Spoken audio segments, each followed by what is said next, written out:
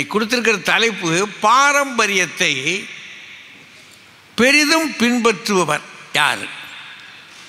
உடனே சுருக்கம்.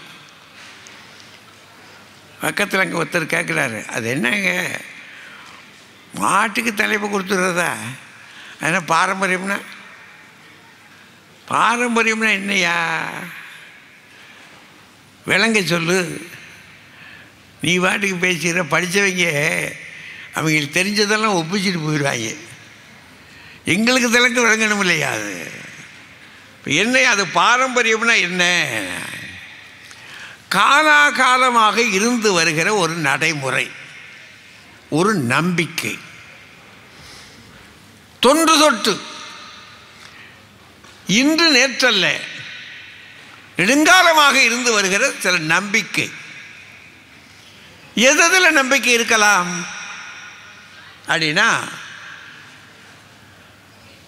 பண்பாட்டில் இருக்கலாம், கலையில் இருக்கலாம், வாழ்க்கையின் ஒவ்வொரு அசைவுகள்லையும். ஏன்னா நம்ம எல்லாம் ஒரு குடும்பமாக இருந்து வளர்ந்து பெரிய ஒரு சமூகமாக மாறி இருக்கிறோம். இப்போ ஒவ்வொருத்தருக்கும் ஒரு நம்பிக்கை இருக்கும். இந்த நம்பிக்கை இருக்க காலாகாலமாக இருந்து வருகிற நம்பிக்கை, தொடர்கிற நம்பிக்கை. அந்த நம்பிக்கை இப்போ நம்ம கோயிலுக்கு போகிறோம். கோயிலுக்கு போனால் சாமியை எந்த பக்கமாக சுற்றி வர்றது? ஒரு நம்பிக்கை இருக்குல்ல. எப்படி சுற்றி வருவீங்க?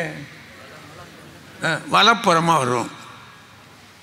வலப்புறமாக தானே சுற்றணும். இப்படி போகிறோம்னு வச்சுக்கோங்க, இந்த மாதிரி போகிறோம்னு வச்சுக்கோங்க, பக்கத்தில் இருக்கேன்னு சொல்லுவாங்க, கிறுக்கு போயில இப்படி ஆட போகிறது, இப்படி போட அப்படின்னு சொல்கிறாங்கல்ல. அப்போ எதை எப்படி தொழுவது என்பதற்கு திருநீர் கொடுக்குறாங்க. கொடுக்கும்போது எப்படி வாங்குகிறோம்? ரொம்ப பவ்யமாக வாங்குகிறோம்ல. அவரை வாங்குறது மட்டும் இல்லை, அதை எடுத்து உதறக்கூடாது. அது வேறு சொல்கிறாங்க, உதறக்கூடாது. அப்படியே பிரமாதம் அப்படி வச்சுட்டு அப்படின்னு ஊதி வச்சுக்கிட்டாங்க. இல்லாட்டி ஒரு ஓரத்தில் ஒட்டிக்கிட்டாரு. சில பேர் இன்னும் விசேஷமான ஆளுங்க வீட்டில் வாங்க முடியல, கையில் காசு இல்லை, திருநீர் வாங்குறதுக்கு. ஆனால் திருநீர் வைக்கணும்னு ஆசை இருக்குது. கோவிலையே வாங்கி ஒரு பேப்பரில் வச்சு மடித்து வீட்டுக்கு பையில் போட்டு கொண்டு போயிடுவார். சிந்தாதபடிக்கு ஒரு ஒழுங்கு இருக்குது பார்த்தீங்களா? ஒழிச்சே இவ்வளோதான். நீங்கள் அதை பின்பற்றலையான்றது வேறு. ஒரு ஒழுங்கு இருக்கு இல்லையா? எல்லாவற்றிலும் ஒரு ஒழுங்கு, ஒரு முறை, ஒரு மரபு. இந்த மரபை கலையில், இலக்கியத்தில், வாழ்க்கையின் நடைமுறையில் எல்லாவற்றிலும் பின்பற்றுபவர் யார்? பெண்களுக்கு எல்லா பண்புகளும் பழக்கங்களும் பாரம்பரியத்தை போற்றுகிற நிலையும் பெண்கள் பொதுவாக பின்பற்றதே இல்லை. தெரியாது.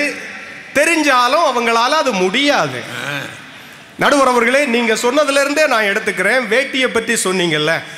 நேற்றைக்கு உலகத்தில் இருக்கிற செஸ் வீரர்கள் எல்லாம் கலந்து கொள்கிற செஸ் ஒலிம்பியாட் நடந்துச்சு சென்னையில். டெல்லியிலிருந்து பிரதமர் வருகை தந்தார். நம்முடைய முதல்வரும் கலந்து கொண்டார். முதல்வர் பட்டு வேட்டி சட்டையில், பிரதமர் வெள்ளை வேட்டி சட்டையில் வந்தாங்கல்ல. அந்த சதுரங்க கட்டம் பறித்த அந்த அடையாளத்தோடு வந்தார். அப்ப என்னன்னா, பிரதமராக இருந்தாலும் தமிழகத்திற்கு வருகிற போது வேட்டியோடு தான் வர வேண்டும் என்கின்ற நிலையை நாம் உருவாக்கி வைத்திருக்கிறோம். ஏன்னா எந்த ஒரு விழாவா இருந்தாலும் சரி, அது கோயில் விழாவா இருந்தாலும் சரி, குடும்ப விழாவா இருந்தாலும் சரி, பெரியவங்க வேட்டி சட்டையில இருக்கிறது ஒன்றும் பெரிய விஷயம் இல்லைங்க. சின்ன பசங்க 2 வயசு 3 வயசு பசங்களுக்கு வேட்டி கலர் சட்டை போட்டு அழகு பார்க்கிறோம் இல்ல. ஆனா பொம்பளை பிள்ளைகளை பாருங்க, ஒட்டிக்கோ கட்டிக்கோ அது இருக்கு, அது நம்ம வசதிக்காக. பொம்பளை பிள்ளைகளை பாருங்க, சுடிதாரு, மிடி, லெகங்கா, லெகின்ஸ் வெரைட்டியா இருக்குது. பெண் பிள்ளைகளுக்கு நம் பாரம்பரியத்துக்கு தொடர்பே இல்லாத ஆடைகளை கட்டி அழகு பார்க்கிறோம், அது அம்மா தான். ஆனா ஆண் பிள்ளைகள் எப்போதும் பாரம்பரியத்தோடு இருக்கிறார்கள். எந்த விழாவா இருந்தாலும் சரி, இது இயல்புங்க.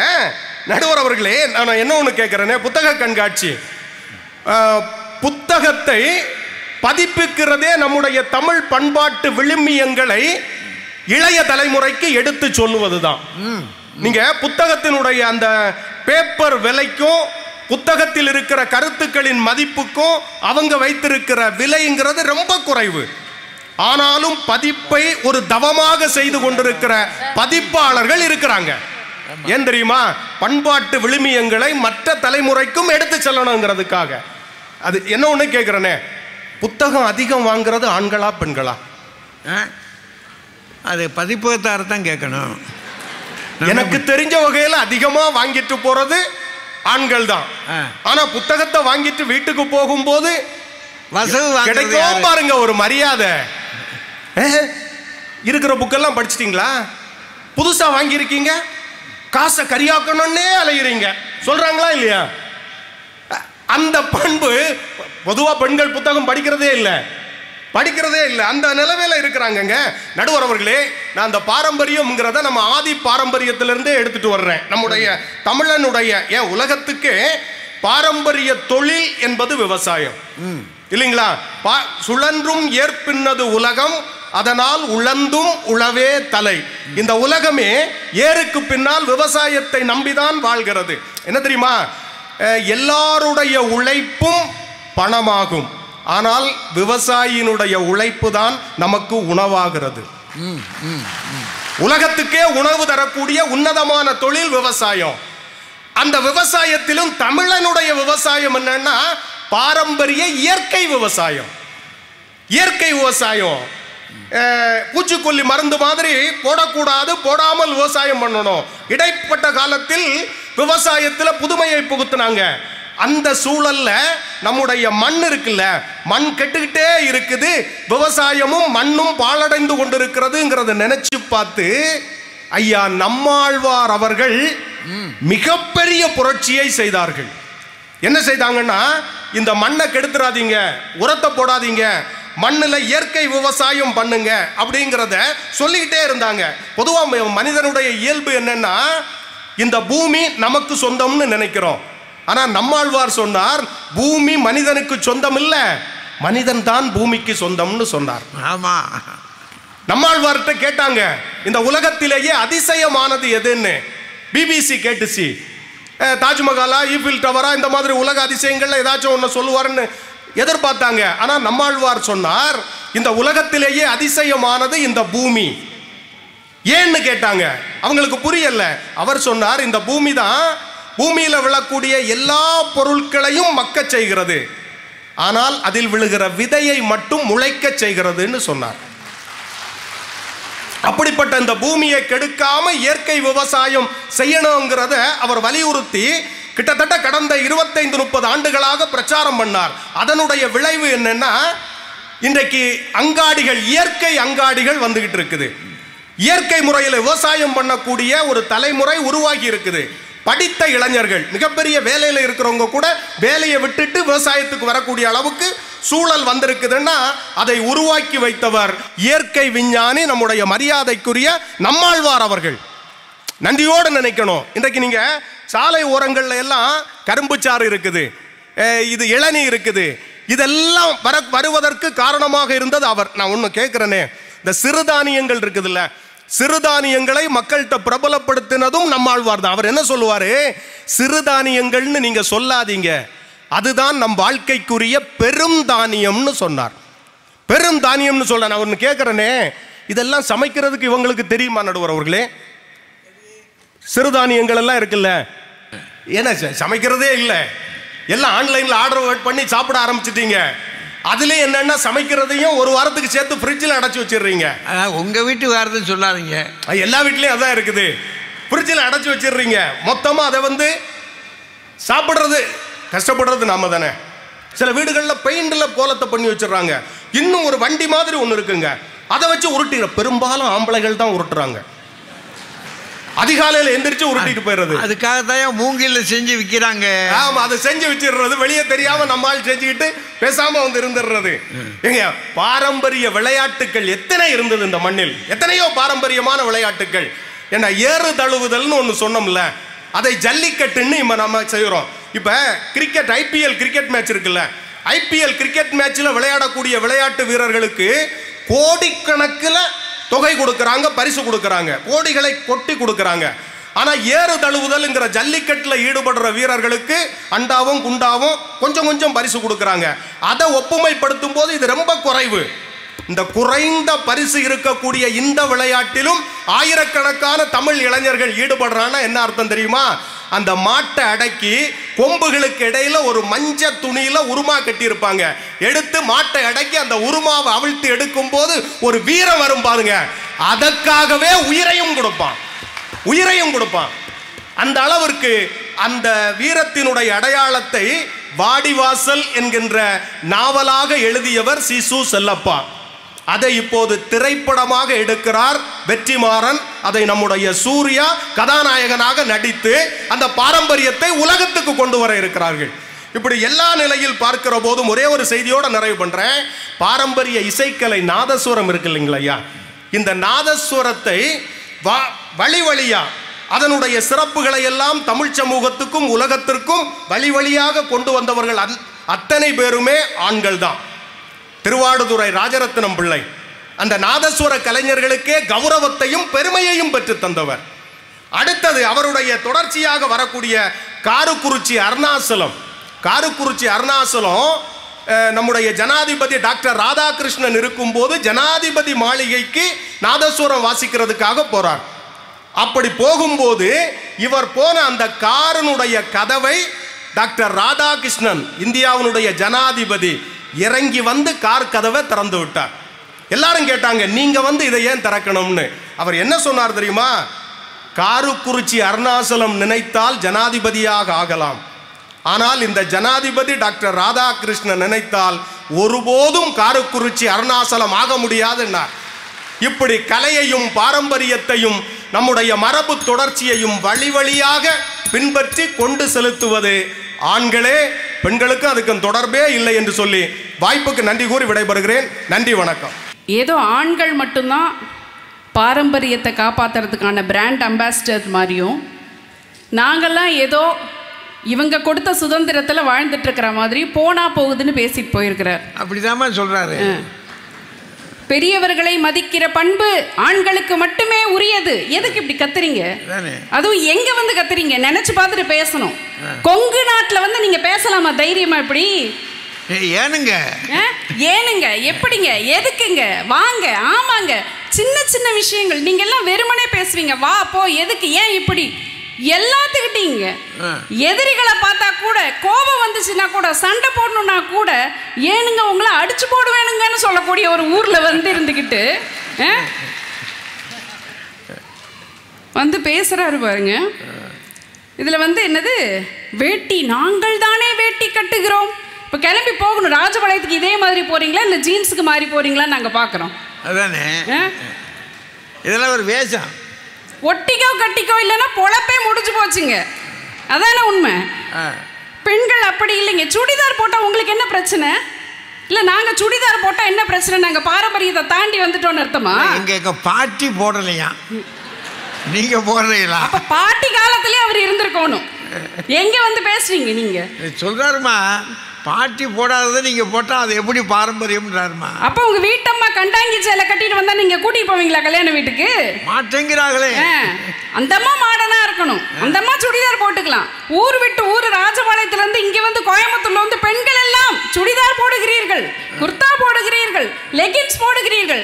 ஏங்க 10 முழம் வேட்டி கட்ட முடியல, 8 முழம் சேலையை கட்டிட்டு நாங்கள் 2 வீலரில் எப்படிங்க போக முடியும் சொல்லுங்க? எப்படி போக முடியும்? சரி நாங்கள் வேலைக்காக அவசரமாக பயணப்படுறதுக்காக நாங்கள் போகிறோம். ஆனால் பண்டிகை நாள் விசேஷம் வந்துச்சுன்னா இன்னைக்கும் நாங்கள் பாரம்பரியமான சேலையை தானேங்க உடுத்துறோம். சேலையை தானே நாங்கள் உடுத்துறோம். அப்பா கூட மாடர்ன் ட்ரெஸ் வாங்கி தருவாருங்க. ஆனால் அம்மா என்ன பண்ணுவாங்கன்னா, நம்ம சொந்தக்காரங்க வீட்டுக்கு போகிறோம், ஒழுங்கா சேலையை கட்டிட்டு போன அழகா சேலையை கட்டிட்டு கூட்டிட்டு போகிற ஊரில் வந்து உட்காந்துக்கிட்டு அவர் சொன்னாதான் கட்டுவீங்க ஐயா. அப்படி வழி நடத்தக்கூடிய பெண்கள் வீட்டில் இருக்காங்களா இல்லைங்களா ஐயா? சரி புத்தகம் படிக்கிறதே இல்ல. ஏங்க இத்தனை பெரிய கூட்டத்துல இவ்வளவு பெண்கள் வந்து உட்கார்ந்துட்டு இருக்கிறாங்க. புத்தகம் படிக்கிறது கிடையாது. என்ன எதுவுமே எழுத படிக்க தெரியாதுன்னு சொல்லிடுவாங்க போல இருக்குது. தெரியாத பேசிட்டாருமா. விவசாயம் எனக்கு ரொம்ப சந்தோஷங்க. நாம எங்க அணிக்கு அப்படியே பாயிண்டா எடுத்து கொடுத்துட்டு போயிருக்கிறார். ஏகப்பட்ட பாயிண்ட். பாரம்பரியமான இயற்கை விவசாயம் செய்வதெல்லாம் ஆண்கள் தானே நம்மாழ்வார் ஐயாவை சொன்னீங்க, ரொம்ப மகிழ்ச்சியாக இருந்துச்சு. ஆனால் ஒரு விஷயம், கடந்த 2-3 ஆண்டுகளுக்கு முன்னாடி கோவை மாவட்டத்தை சேர்ந்த 106 வயதான பாப்பம்மா பாட்டிக்கு பத்மஸ்ரீ விருது கொடுத்ததற்கு காரணமே அவங்க இயற்கை விவசாயம் செய்ததுனால தானங்க ஐயா. இது எதுக்கே இங்கே வந்து சொன்னீங்க? ஏங்க இன்னைக்கும் வயல்ல இறங்கி நாத்து நடுறது பெண்களா இல்லையா? அதெல்லாம் விடுங்க. மரத்தில் இருக்கிற விதை கீழே விழுந்து அது பயிரா முளைக்குதுங்கிற விஷயத்தை கண்டுபிடிச்சு அடுத்தடுத்த தலைமுறைக்கு நூற்றாண்டு காலமா கத்து கொடுத்ததே பெண்கள் தானுங்க. நீங்க வந்து பேசுறீங்க சிறுதானியத்தை சமைக்க பெண்களுக்கு தெரியுமா? இங்க இருக்கிற கல்யாண வீடுகள்ல கம்பஞ்சோறு போடாம கல்யாண வீட்டு சாப்பாடே கிடையாதுங்க. எல்லா வீடுகள்லயும் சிறுதானியம் இங்க அதிகமா பயன்படுத்தக்கூடிய மாவட்டம் இந்த மாவட்டம். எல்லா ஊர்கள்லையுமே இன்னைக்கு அந்த விழிப்புணர்வு வந்து எல்லாருமே பெரும்பாலும் கம்பு பயன்படுத்துறாங்க, கேழ்வரகு பயன்படுத்துறாங்க, சோளம் பயன்படுத்துறாங்க. நீங்களாம் நினைச்சு பாருங்க, சக்கரை நோய் 3 பேருமே சக்கரை நோய் வந்திருக்குது. வீட்டம்மா தினசரி கோதுமை செஞ்சு கொடுக்குறாங்களா இல்லையா? சக்கரை ஆண்களுக்கு மட்டும்தாம்மா வருது, பெண்களுக்கும் வருதுப்பா. ஐயா நாங்களாவது பரவாயில்லைங்க. வீட்டில் இப்போ கல்லூரி படிக்கக்கூடிய பிள்ளைங்க பையங்க இருக்கிறாங்க. இட்லி தோசை அப்படின்னா பிள்ளைங்க அமைதியாக சாப்பிட்டுட்டு போயிடும். பையன்கிட்ட இட்லின்னு சொல்லி பாருங்க, ஏதோ கேட்காத வார்த்தையை கேட்ட மாதிரி, என்னது இட்லியா, என்னது தோசையா? எங்க பரோட்டா கடை ஒரு கடைக்கு 100 கடை வளர்ந்ததே இந்த ஆண்களால தானுங்க. பீஸா பர்கர் பானிபூரி கடையில கூட்டமா போய் நின்றுட்டு இருக்காங்க. என்னன்னு தெரியல. சரக்கு போடணும்மா. இதுல வேற கிச்சன் அவர் சொன்னாரு பாருங்க, கிச்சன் நாங்கெல்லாம் மாடுலர் தான் கேட்டிருக்கோம். இவர் என்ன மாடுலார் கிச்சன் அப்படின்னாரு ஒரு வார்த்தை. மாடுலார் கிச்சன் வந்துருச்சு. மாடுலார் கிச்சன் வந்தா என்ன, நாங்க வேலைக்கு போறோம்ல, எங்களுக்கு மாடுலர் கிச்சன் வருது, சமைக்கிறோமா இல்லையா? அதுதான் கேள்வி. எஸ் ராமகிருஷ்ணன் அவர்கள் எழுதிய சஞ்சாரம் நீங்க படிக்கலைன்னா போகும்போது வாங்கி படிச்சுட்டு போங்க. நலிந்து கொண்டிருக்கக்கூடிய நாதஸ்வர கலையை பற்றி தான் அந்த கதை முழுக்க அவர் சொல்லியிருக்காரு. அப்படின்னு சொன்னா நாதஸ்வர கலையை வளர்த்தவர்கள் ஆண்கள் தான், அது இன்னைக்கு நலிந்து தான் போயிட்டுருன்னு சொல்லி அணித்தலைவர் ஒரு ஒப்புதல் வாக்கு மூலம் கொடுத்துட்டு போயிருக்கிறார். ஆனா பறை என்கிற ஆதி இசையை இன்றைக்கு தமிழகத்திலே பெண்கள் எத்தனையோ பேர் தலைமை பொறுப்பேற்று இன்றைக்கு அடுத்த மாணவர்களுக்கெல்லாம் கற்றுக் கொடுத்து கொண்டிருக்கிறார்கள். அப்படின்னு சொன்னா கலைகளை வளர்க்கிற இடத்திலே பெண்களும் சிறப்பிடம் வகிக்கிறார்கள் தானுங்க அர்த்தம். கோலத்தை பத்தி வந்து பேசுறீங்க, ஸ்ரீவில்லிபுத்தூர் பக்கம் இருந்து வந்துட்டு எங்க மார்கழி மாசம் ஆச்சுன்னா எத்தனை வேலை இருந்தாலும் ஒரு சின்னதா ஒரு அப்பார்ட்மெண்ட் வீடே இருக்கட்டுங்க, மற்ற நாள்ல எல்லாம் கோலம் போட முடியுதோ இல்லையோ, ஒரு செவ்வாய் வெள்ளிக்கு ஏதாவது ஒரு சின்ன ஒரு நட்சத்திரமாவது போட்டு வராங்களா இல்லையா பெண்கள்? சரி, பாரம்பரியத்தை காப்பாத்துற நீங்க தான் அதை கையில எடுத்துக்க வேண்டியதானே. கோலம் போடலன்னு கவலைப்படுறீங்களே, அதை செஞ்சுக்கிட்டு தானம்மா இருக்கோம். இல்லைன்னா சொன்னோம், கோலம் போட வேண்டியது தானே. விருந்தோம்பல் காலங்காலமா பெண்கள் கையில தானங்க அது இருக்கு. சிலப்பதிகாரத்துல அத்தனை துயரப்பட்டா கண்ணகி, அத்தனை துயரப்பட்டதுல அத்தனை நெருக்கடிகளுக்கு இடையிலையும் அவ எதுக்கு தெரியுமா கவலைப்பட்டா?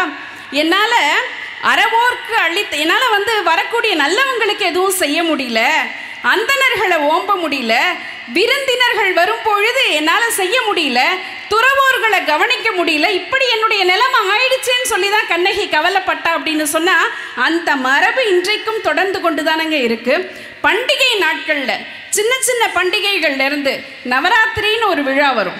எத்தனை வேலைக்கு போனாலும் நாங்கள் என்ன பண்ணாலும் இன்னைக்கும் அந்த 9 நாட்களும் கொலு வைக்கக்கூடிய அந்த முழுமையான விழாவை நடத்துறது யாரு? ஆண்களே உள்ள வரவே மாட்டாங்க. முழுக்க விட மாட்டேங்கம்மா, அங்க வந்தாலும் விட மாட்டேங்க. ஐயா அதெல்லாம் சுண்டல் பண்ணணும், பத்திரமா வச்சு வரவங்களுக்கு கொடுக்கணும். இந்த ஆண்களை நம்பி நம்ம ஒப்படைக்க முடியுமா? அந்த மாதிரி வேலையெல்லாம் அங்க அவிக்கும் போதே எல்லாம் உள்ள போயிடும். அப்புறம் எங்க நாங்க இவங்களுக்குன்னு வைக்கிறது இந்த மாதிரி விழாக்கள் எல்லாம்? இப்படி பண்டிகைகளை எல்லாம் பண்பாட்டு அடையாளமாக அப்படியே தக்க வைத்திருப்பவர்கள் பெண்கள். ஆனால் பார்ட்டி கலாச்சாரமாக மாற்றி வைத்திருப்பது ஆண்கள். உண்மையா இல்லைங்களா ஐயா? வீட்டில் காலையில கோலம் போடுறதுல இருந்து இன்னைக்கும் குழந்தைங்க இருக்க வீட்டில் பெரியவங்க இருக்க வீட்டில் ஒரு நல்ல நாள் அன்னைக்கு ராத்திரி தூங்கும் போது சுத்தி வைக்கிற வரைக்கும் இதை மறக்காம செய்யக்கூடிய இடத்தில் பெண்கள் தான் இருக்கிறார்கள்.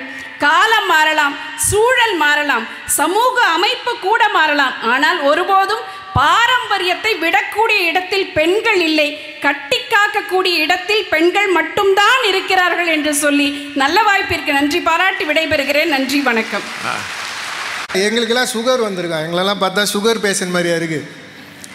அப்படியே வந்திருந்தாலும் அது வரதுக்கு காரணம் நீங்க தானே. பெண்களுக்கும் சுகருக்கும் ஒரு ஒற்றுமை இருக்கு தெரியுமா? என்னது? ரெண்டுத்தையுமே இல்லாம செய்ய முடியாது. முடிஞ்ச வரைக்கும் கண்ட்ரோல்ல வைக்கலாம், அவ்வளோ.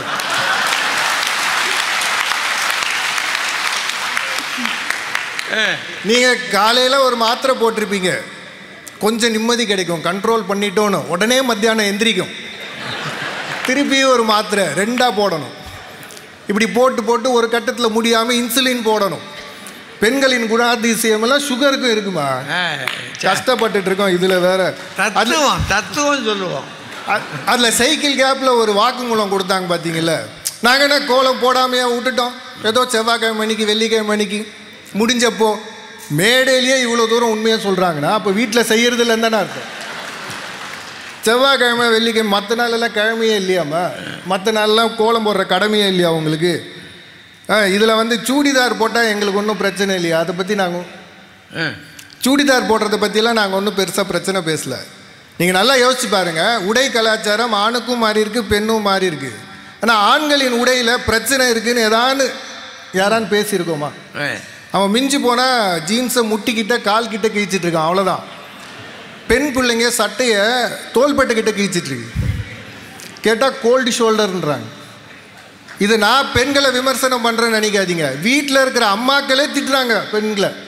நம்ம இப்படி தான் வெளில போவியானா? ஆமான்றாங்க. இன்ஸ்டாகிராமில் அப்போ தான் லைக் கிடைக்குதா, பாட்டி உட்காந்து பார்க்குறாங்க, என்னடா இது நான் எவ்வளோ கிராமம் கிழிச்சு தைக்கிறதுக்கு காசு கூடையாமல. எப்படி பண்ணாலும் வீட்டில் இருக்கிற பெண்களுக்கே பிடிக்காத உடை தானே அவங்க போடுறாங்க. அதை தானே நான் பதிவு பண்ணுறேன். வீட்டில் இருக்கிற பாட்டி பார்க்குறாங்க, இன்ஸ்டாகிராமுங்குதேம்மா, நான் பார்க்காத கிராமமா இதேமா புதுசாக ஒரு கிராமம் இருக்குது, முதல்ல வீட்டில் லைக் பண்ணுற மாதிரி நடந்துக்கமா, அப்புறம் வெளியில் இருக்கிறவங்க லைக் பண்ணலான்ற. இதெல்லாம் உங்கள் நிலமை வீட்டில். இதில் வந்து நாள் கிழமைனா மட்டும் நாங்கள் புடவை கட்டலையா, அரை மணி நேரம் கட்டுவாங்க ஃபோட்டோ எடுக்கிற வரைக்கும், ஃபோட்டோ ஷூட்டுக்கு மட்டும். சரி, இவங்க சொல்கிறாங்க ஆண்கள் வெளியில் போனால் பானிபூரி வாங்கி சாப்பிட்றாங்களாம். இந்த மனசாட்சியை தொட்டு சொல்லுங்கள், பானிபூரி யாருக்கு ஃபேவரெட்டுன்னு பார்த்தீங்கன்னா இன்றைக்கி இருக்கிற இளம் பெண்களுக்கு தான் ஃபேவரெட்டு. இளம் பெண்கள் அதிகமாக சாப்பிட்ற ஒரு உணவுனா அது பானிபூரி. எனக்கு அந்த தள்ளு வண்டியை பார்க்கும் போதெல்லாம் 2 கேள்வி என் மனசில் வரும். என்னது? அந்த குட்டியாக பூரி மாதிரி ஒன்று பொரிச்சு பாக்கெட்டில் கும்பாச்சியாக வச்சுருப்பாங்களே, அந்த பூரியை என்னைக்கு பொரிச்சாங்க? இது முதல் கேள்வி. 2வது, அந்த பானைக்குள்ளே பச்சை கலரில் ஒரு தண்ணி வச்சுருக்காங்களே, அந்த தண்ணியை என்னைக்கு கலக்கி வச்சாங்க? இது என்னன்னா, அந்த தண்ணியை குடிச்சு பார்த்தீங்கன்னா கொஞ்சம் புளிப்பாக தான் இருக்கும், அது ஒரிஜினலாக கெட்டு போச்சான்னு கூட உங்களால் கண்டுபிடிக்க முடியாது. இப்படி ஒரு பாரம்பரியத்தை அவங்க சாப்பிட்டுட்டு இருக்காங்க. ஆண்கள் ஒரு பக்கம் கஷ்டப்பட்டு என்னடா ஹிந்தி தெரியாது போடான்னு கத்திட்டு இருக்கோம், இவங்க பானிபூரி வேணும் வாடான்றாங்க. ஏமா கவுண்டர் எஃபெக்ட்லாம் கொடுக்குறீங்க எங்களுக்கு? சமைக்கிறது சிறுதானியங்கள்லாம் இவங்க அமக்கலமாக சமைக்கிறாங்களா? நான் ஒன்று கேட்குறேங்க, கீரை சமைக்கிறீங்களா வீட்டில்? கீரை கீரை கீரை கீரை வீட்டில் சமைக்கிறீங்களா? நம்மளை சின்ன பையனை பார்த்து போட கீரை அப்படி அப்படின்னா என்ன, கீரை மேலே அவ்வளோ வெறுப்பு அவங்களுக்கு. இவங்க சிறுதானியத்தை சமைச்சு தராங்களா? ஒன்றும் இல்லை, கீரை ஆழணும், அப்புறம் அதை மண் இல்லாமல் அலம்பணும், அதுக்கப்புறம் அதை சட்டியில் போட்டு கரெக்டாக தண்ணியை வச்சு கொதிக்க விட்டு பண்ணணும், இல்லைன்னா பிடிச்சிக்கும். இதெல்லாம் செய்கிறதுக்கு அவங்களுக்கு பிடிக்கல. இதை செய்யறதுக்கான வீட்டில் மாமியாரை வச்சுருக்கணும். மாமியாரும் வீட்டில் கிடையாது, கீரையும் கிடையாது. வரும்போது வீல் சிப்ஸ் வாங்கிட்டு வந்துருங்கன்னு. இந்த வீல் சிப்ஸ் ஒன்று பொரிச்சு கொடுப்பாங்களா, ஃப்ரையம்ஸ், அது ஊறுகாய், இது 2 இல்லைன்னா வீட்டில் சாப்பிடவே முடியாது. இவங்க என்னமோ பேசிகிட்டு இருக்காங்க. கண்ணகி கவலைப்பட்டாங்களாம் கோவலன் கிட்ட, நீங்கள் எங்கள் கூட இல்லாமல் எங்களால் எந்த மரபையுமே கடைபிடிக்க முடியல, அதனால் என்ன நீங்கள் தான் கண்ணகியோட மரபை கடைபிடிக்கிறீங்கள, கோபம் வரும்போதெல்லாம் எரிக்கிறீங்கள, அது போதாதா? கோபம் வரும்போதெல்லாம் எரிக்கிறாங்க. நான் ஒரே ஒரு கேள்வி கேட்குறேங்க. இன்னைக்கு குடும்ப சூழலை வச்சு நான் கேட்குறேன், நான் யாரையும் விமர்சனம் பண்ணல. வாழ்வியல் மாறிப்போச்சு, அதில் மாற்று கருத்து இல்லை. ஆனால் நான் கேட்குற கேள்வி இதுதான். கடந்த ஒரு 25 ஆண்டுகளில் நம்ம வீட்டில் கூட்டு குடும்பம்ன்றது மெல்ல மெல்ல கலைஞ்சிடுச்சு இல்லை? ஆமாம். இதுக்கு யார் காரணம்? ஆண்களாகவும் இருக்கலாம், ஆனால் அதிக காரணம் யார்? பெண்கள் ஒருவேளை முன் வந்து பரவாயில்லைங்க எல்லாம் ஒன்றா இருக்கலாம் அப்படின்னு அவங்க நினச்சா அவங்களால அதை செய்ய முடியும்ல? இது முதல் கேள்வி. 2வது, கூட்டு குடும்பம் இல்லை, சரி, பெரியவங்க வீட்டில் இருக்காங்களா? இது 2வது கேள்வி. இதுக்கும் யார் வேணா காரணமாக இருக்கலாம், ஆண்களும் சரி பெண்களும் சரி. தாய் தகப்பேன். ஆனால் பெண்கள் முன் வந்து அவங்க இருந்துட்டு போட்டாங்க, என்னதான் இருந்தாலும் நம்ம பெற்று வளர்த்தாங்கல்ல, நம்ம பிடிக்கலனாலும் நான் பார்த்துக்கிறேன் அப்படின்னு அவங்க சொன்னாங்கன்னா அவங்க வீட்டில் இருந்திருப்பாங்க. இது 2வது கேள்வி. கூட்டு குடும்பம் இல்லை, தாய் தகவன் வீட்டில் இல்லை, இப்போ நியூக்ளியர் ஃபேமிலின்னு சின்ன குடும்பம் ஆயிடுச்சுல்ல, அந்த சின்ன குடும்பத்துலேயும் பிள்ளைகளோட பெண்கள் அதிகமாக நேரம் செலவிடுறாங்களா? பெண்கள் வேலைக்கு போக ஆரம்பிச்சிட்டாங்க, பிள்ளைகளோட அதிகமாக நேரத்தை செலவிடுறாங்களா? இந்த 3 கேள்வியை நான் ஏன் கேட்குறேன்னா, குடும்பத்தை பேணுதல் என்பது பெண்களோட பாரம்பரியம் தானே, அப்படிதானே வந்திருக்கு. அதை செய்கிறாங்களான்றதை அவங்க பதில் சொல்லணும். ஆண்களுக்கு நிறைய கடமைகள் சொல்லியிருக்காரு வள்ளுவர். இல்லறத்தில் இருக்கிற ஆண்கள் என்னென்ன செய்யட்டும், முதல்ல அவனை பார்த்துக்கணும், குடும்பத்தை பார்த்துக்கணும், யாரானு இல்லைன்னு வந்தன்னு கேட்டாங்கன்னா அவங்களுக்கு செய்யணும். அப்புறம் தன் மகனை சபையில் அறிஞர்கள் முன்னாடி அறிமுகப்படுத்தி வாழ வைக்கணும். இந்த மாதிரிலாம் சொல்லியிருக்காரு. அப்படின்னா என்னென்னா, குடும்பத்தை காப்பாற்ற வேண்டிய பொறுப்பு ஆண்களுக்கு இருக்குது, கடமை இருக்குதுன்னு அவர் சொல்லியிருக்காரு. அதுலேருந்து நாங்கள் தவறி இருக்கோம் ஐயா. குடும்பத்தை இன்னி வரைக்கும் யாருங்க கஷ்டப்பட்டான்னு கடனை வாங்கியான விளைநிலத்தை வித்தாவது வாழற வீட்டை வித்தாவது பசங்களுக்கு படிக்க வைக்கிறது, கல்யாணம் காட்சி செய்கிறது ஆண்களா பெண்களா? இதை மட்டும் சொல்லி முடிச்சுக்கிறேன் ஐயா. கொரோனா காலத்தில் பல பேர் அவதிப்பட்டோம். கொரோனானால சென்னையில் ரொம்ப முக்கியமாக நீங்கள் கேள்விப்பட்டிருப்பீங்க, வீரபாபுன்ற மருத்துவர், சித்த மருத்துவர், அப்போலோ ஹாஸ்பிட்டல், அந்த மாதிரி நிறைய ஹாஸ்பிட்டல்ஸ் இருக்குது அங்கே பக்கத்தில். அங்கெல்லாம் போயிட்டு சுகர் கூட இருக்கிறதுனால இல்லைன்னா பிபி கூட இருக்கிறதுனால இந்த அப்நார்மலிட்டிஸ்னால கொரோனாவால் இறந்தவங்க அதிகமாக இருக்காங்க. ஆனால் இவர்கிட்ட போயிட்டு சுகருமே இருந்தால் கூட உயிர் வாழ்ந்தவங்க அதிகமாக இருக்காங்க. அவர் என்ன சொல்கிறாரு அப்படின்னா, பாரம்பரியத்தை நீங்கள் நம்பினா நீங்கள் வாழ்ந்துடலாம். இது ஒன்று தான் அவர் சொல்கிறாரு. பாரம்பரியத்தை நீங்கள் நம்பினால் நீங்கள் வாழ்ந்துடலாம் அப்படின்னு சொல்லிட்டு எக்கச்சக்க பேர் அவர்கிட்ட போனவங்க யாருமே இறக்கலைன்னு சொல்கிறாங்க. கொரோனாவில் அத்தனை பேரையும் காப்பாற்றி அவர் வீட்டுக்கு அமைச்சிருக்காருன்னா ஒன்று தான், பாரம்பரியத்தை அவர் நம்பினார், பேணினார், மற்றவங்களுக்கும் அதை கொடுத்தார். அதிலேருந்து நமக்கும் ஒரு நம்பிக்கை கிடைக்கிறது. பாரம்பரியத்தை பேணி காப்பது ஆண்களே. நல்ல வாய்ப்புக்கு நன்றி, வணக்கம். பெண்களுக்கு கத்தி கத்தி பேசுறது ரொம்ப பிடிக்குமா? அதையும் அவர் கத்தி தாயா சொன்னார். எங்களுக்காவது கத்தி கத்தி பேசுறது பிடிக்கும், ஆண்களுக்கு கத்தியை வச்சுக்கிட்டு பேசுறது தான் ரொம்ப பிடிக்கும். இன்றைக்கி பள்ளிக்கூடத்தில் கூட வன்முறை கலாச்சாரம் ஆண் பிள்ளைகள்கிட்ட தான் வளர்ந்து கொண்டு இருக்கிறத ஒழிய ஒரு நாளும் அது பெண் பிள்ளைகளுக்கு வரவே வராது. இந்த கலாச்சாரத்தை சீரழித்ததே நீங்கள் தான். இதில் அவர் பண்பாடு பற்றி பேசுகிறாரு. எங்கள் 3 பேரையும் பார்த்தா சுகர் மாதிரி இருக்கான். பெண்கள்லாம் சுகரான். என்னப்பா என்ன அநியாயமாக இருக்குது. இது பண்பாடாம். அதுக்கப்புறம் சொன்னார், பானிபூரி எப்படி எந்த நாள் செஞ்சாங்க, அதில் பச்சை கலரில் ஒன்று இருக்கும், அது சாப்பிட்டு பார்த்தா புளிப்பாக இருக்குமா.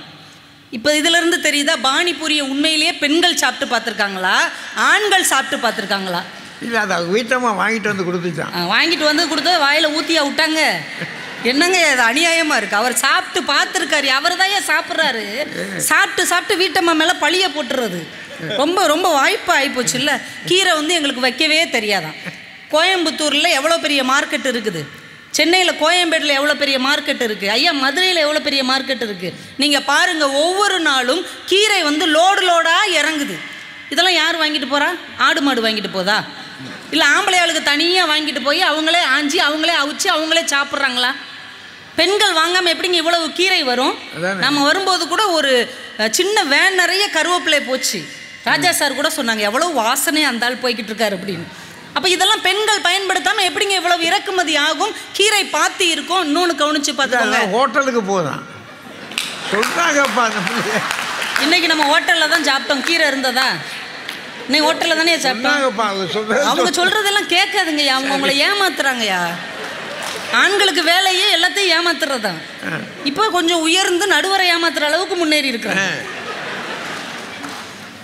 என்ன பேச்சு, பயங்கரமான பேச்சு. கூட்டு குடும்பத்தில் அவங்க அம்மா அப்பாவை நம்மளாம் விரட்டிட்டோமா, இவங்க அமைதியாக கேட்டுக்கிட்டு இருப்பாங்களாம். ஒரு 5 நிமிஷம் நாங்கள் பேசினாலே எக்குன்னு பதில் சொல்கிறீங்களே. உங்கள் வீட்டில் உங்கள் அம்மா அப்பாவை விரட்டுற வரைக்கும் நீங்கள் என்ன பண்ணிட்டு இருக்கிறீங்க? எங்கள் அம்மா அப்பா எங்கள் வீட்டில் தான் இருப்பாங்கன்னு சொல்ல வேண்டியதானே. எங்கே போச்சு? சொன்ன சாப்பாடு கிடையாதுமா. அதுதான் ஹோட்டலில் கீரை அவிச்சு தர்றாங்களா, போய் சாப்பிட வேண்டியதானே. சார், கொரோனா காலத்துக்கு அப்புறம் குடும்பமே தனித்தனியாக இருங்கன்னு சொல்கிறாங்க. வீட்டில் உள்ளதுகளே தனித்தனியாக இருங்க, யாரும் கூட்டு சேராதீங்க அப்படின்னு சொன்னதுனால தான் இதெல்லாம் நாங்கள் முன்கூட்டியே அலசி ஆராய்ஞ்சுதான் இப்பெல்லாம் இருக்கோம். யா ஆமாங்க, உறவு ஒன்று சேர்ந்துருக்குமா எவ்வளோ பிரச்சனை. நீ நல்லா இருக்கியா, நான் நல்லா இருக்கேன். உங்கள் வீட்டில் எல்லாரும் சௌக்கியமா, எங்கள் வீட்டில் வாரம் ஞாயிற்றுக்கிழமை ஒன்று சேர்ந்துக்கிடுவோம். சம்சாரம் அது மின்சாரத்தில் இதை யார் சொல்லுவா? லட்சுமி தானே சொல்லுவாங்க. அது ஒரு பெண் தானே நடுவர் அவர்களே. பிறகு ஆண் பெண் எல்லாரும் வேலைக்கு போயிடுறாங்களா, வீட்டில் பிள்ளைகள்கிட்ட யார் பேசுறது, யார் பேசுகிறா? நீங்கள் யோசிச்சு பாருங்கள். ஆணும் பெண்ணும் வேலைக்கு போயிடுறோம், 5 மணிக்கு 2 பேருக்குமே வேலை முடிஞ்சிருதுன்னு வைங்க. பெண் எத்தனை மணிக்கு வீட்டுக்கு வருவாங்கன்னு நினைக்கிறீங்க?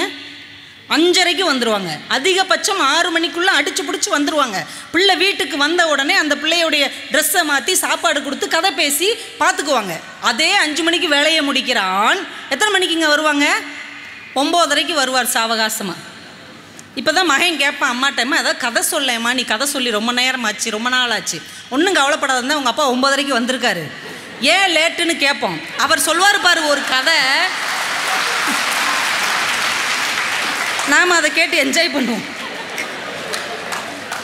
இவங்கெல்லாம் பிள்ளைகளோடு உட்கார்ந்து பேசுவார்களாம். நாங்கள் பேசவே மாட்டோம், பிள்ளைங்களோட சண்டை போட்டு போயிடுவோம். எவ்வளோ பெரிய அறிஞர் மூவா அவர்களிடம் கேட்டார்கள். அவர் தமிழில் எல்லா இலக்கியத்தையும் மனப்பாடமாக படித்தவர். அவங்க மனைவிக்கு படிக்க தெரியாது. அவங்கக்கிட்ட கேட்டாங்க, இவ்வளவு ஆழமான திருக்குறளை நீங்கள் உணர்ந்து படிக்கிறீங்க, ஆனால் உங்கள் மனைவிக்கு படிக்க தெரியலையே, வருத்தமாக இல்லையா? அதற்கு மூவா ஒரு பதில் சொன்னார், என் மனைவிக்கு திருக்குறள் படிக்க தெரியாமல் இருக்கலாம், ஆனால் அவள் திருக்குறளாகவே வாழ்ந்து கொண்டு இருக்கிறாள் என்று சொன்னார். அப்படித்தாங்க இன்னைக்கு பல பெண்கள் வாழ்ந்து கொண்டு இருக்கிறார்கள். எவ்வளவு வேகமாக பேசுகிறார். இன்றைக்கி செஸ் போர்டு வச்சு விளையாடிக்கிட்டு இருக்கிறாங்களாம். நிறைய இளைஞர்கள் வந்து செஸ் போர்டு பற்றிலாம் பேசுனாங்க. நீங்கள் நல்லா யோசிச்சு பாருங்கள், செஸ் போர்டை கண்டுபிடிச்சவன் தான் உலகத்தின் அதி புத்திசாலி நடுவர். ஏன்னா அதில் யானை இருக்குது, வீரன் இருக்கான், மந்திரி இருக்காங்க, எல்லாமே இருப்பாங்க, குதிரை இருக்குது. ஆனால் ராணிக்குத்தான் அதிக பவரை கொடுத்திருக்கிறான் என்றால் ராணி எப்படி வேணா போகும், இப்படி போகும், அங்கிட்டு போகும். அவங்க கூட அப்படி பயந்து இருக்காங்களே. இல்லை, கடைசி நேரத்தில் ராணி தான் நம்மளை காப்பாற்றுன்னு தெரிஞ்சு வச்சுருக்காங்கய்யா. அந்த காலத்து செஸ்ஸை கண்டுபிடிச்சவங்க இல்லை பயங்கரமாக பேசுகிறாங்க. இந்திய பிரதமர் பார்த்தீர்களா, வேட்டி சட்டை போட்டு வந்திருக்காங்க. அவர் ராஜ்குமார் சார் கண்டுபிடிச்சிருக்காரு பாருங்க. அவர் மட்டும்தான் செய்தி பார்த்துருக்காரு, நம்மெல்லாம் பார்க்கல. ஒரு வாரத்துக்குள்ள இந்திய ஜனாதிபதியாக, இந்திய குடியரசுத் தலைவராக பொறுப்பேற்றார்கள் இல்லையா, ஒரு பழங்குடி இனத்தைச் சேர்ந்த திரௌபதி மர்மு. அவர்கள் நம்முடைய தமிழ்நாட்டு பாரம்பரியப்படி சேலை கட்டி இருந்தார்கள். அவங்களும் கட்டியிருக்காங்கல்ல, பண்பாட்டை அவங்க காப்பாற்றுறாங்கல்ல. இவங்க பொம்பளை பிள்ளைங்க சட்டையில் எங்கனக்குள்ள ஓட்டை போட்டுட்டு அலைதான். ஆம்பளை பிள்ளைங்களுக்கு ஒரு பேரே வச்சுருக்காங்க ஐயா, புள்ளிங்கோ. கேள்விப்பட்டிருக்கீங்களா? புள்ளிங்கோ. மண்டையெல்லாம் இப்படி குச்சி குச்சியாக நீட்டு இருக்கும். இந்த ஒரு படத்தில் கவுண்டமணி செந்தில் தலையில் இப்படி வச்சுட்டு என்னடா குத்துதும் பாருல, அதை வந்து இப்போ வச்சுக்கிட்டு இருக்காங்க. அப்போமே செந்தில் வச்சதை இப்போ நம்ம வீட்டு பிள்ளைங்க வச்சுக்கிட்டு அதை முக்கா பேண்ட்டை போட்டுக்கிட்டு அது பாட்டுக்கு தெருவில் அலையுது. என்னன்னு கேட்டால் நாங்கள் தான் புள்ளிங்கோ. அதெல்லாம் பார்த்தா பாட்டி ரொம்ப சந்தோஷப்படும். இதில் ராஜ்குமார் சாருக்கு ஒரு வருத்தம், நாங்கள் புஸ்தகத்தை வாங்கினால் நீங்கள் கோவப்படுகிறீர்கள். அதுக்கடுத்து ஒரு வார்த்தை சொன்னீங்க, அதுதான் உண்மை. புஸ்தகத்தை நீங்கள் வாங்குறதுனால நாங்கள் கோவமே பட மாட்டோம், சத்தியமாக சொல்கிறோம். ஆண்கள் தேவையில்லாத பழக்கத்துக்கு செலவழிப்பதை விட புத்தகத்துக்கு செலவழித்தீர்கள் என்றால் சந்தோஷப்படுகிற முதல் பெண் நாங்கள் தான் உங்கள் குடும்பத்தில். அதை படிக்காமல் வச்சுருக்கீங்களேன்றதான் வருத்தம். சிறுதானிய உணவு செஞ்சுட்டா நீங்கள் சாப்பிட்ருவீங்க, அப்படி தானே? சொல்லி பாருங்களேன். ஏங்க இன்னைக்கு சிறுதானிய உப்புமாவா? ரொம்ப தப்புமா. தெரிச்சு ஓடி புரோட்டா சாப்பிடுதுங்க, போய் கட்டைக்கு புரோட்டா. ஏங்க 8 புரோட்டா சாப்பிட்ருக்கீங்க, எல்லா கோட்டையும் அள்ளி நான் முதல்ல இருந்து சாப்பிட்றேன். பூரா வாக்கிங் போகிற இடத்துல பூரா போண்டா, பஜ்ஜி, சம்சா. 1 கிலோவை குறைச்சிட்டு 8 கிலோவை ஏற்றிட்டு வர்றீங்களே, உங்களுக்கெல்லாம் வாக்கிங் எதுக்கியா? வீட்டிலே சும்மா கடந்திருந்தா செலவாவது மிச்சமாக இருக்கும். படுத்துறாங்க. மாடுலர் கிச்சன்மா, நாங்கள் மாடுலர் கிச்சன். நாங்கள் மாடுலர் அன்னைக்கெல்லாம் திரிச்சாங்களாம், அரைச்சாங்களாம். அன்னைக்கெல்லாம் ஆம்பளை காலையில் ஏற தூக்கி தோளில் வச்சுட்டு போனால் அவங்களால போக முடியுமா? பைக்கையே வீட்டு வாசல்லேருந்து இறக்குறதுக்கு 8 பேரை கூப்பிட்றீங்க, ஏம்மா கொஞ்சம் இறக்கி விடு. நிறைய ஆம்பளையாளுக்கு பைக்கை ஸ்டார்ட் பண்ண முடியலையா, மனைவியை கூப்பிட்றாங்க, இதை 2 எத்துன்னு. அவங்க இவர் மேலே உள்ள கோவத்தையெல்லாம் அதில் வச்சு ஓட்டுறது, எத்தி வண்டி ஸ்டார்ட் ஆகி போகுது. அங்கே ரிட்டன் மேனேஜர் அம்மா எத்தி விடும் போல் இருக்கு. என்ன சிற்பக்கலை பற்றியெல்லாம் பேசுகிறாரு பாருங்களேன், பெரிய சிற்பி இவர். ஜல்லிக்கட்டு பார்த்தீர்களா, ஆண்கள் தானே வாடி வாசலில். நீங்கள் என்னைக்கு போய் நின்னீங்க வாடி வாசலில்? என்னைக்காவது நீங்கள் சர்பத்து குடிக்கவாது போய் நின்றுருக்கீங்களா? அந்த பக்கம் எல்லாம் வீட்டுக்குள்ளே ஒரு ஓரமாக உட்காந்து டிவியில் பார்த்துட்டு, ஜல்லிக்கட்டு காளையை அடக்குவது வேண்டுமானாலும் ஆண்களாக இருக்கலாம். இன்றைக்கி மதுரையிலையும் அலங்காநல்லூரிலும் நிறைய ஜல்லிக்கட்டு காளைகளை வளர்ப்பது எங்கள் வீர தமிழச்சிகளாக இருக்கிறார்கள். யோக தர்சினின்னு ஒரு 16 வயசு பொண்ணு முத்துக்கருப்புன்னு ஒரு காளையை வளர்த்து 50 பிரைஸ் தள்ளிட்டு போதியா? அடக்க முடியாத காளையை வளர்ப்பதே நாங்கள் தான். அதனால தான் உங்களால் அதை அடக்க முடியல, அதை தெரிஞ்சுக்கோங்க.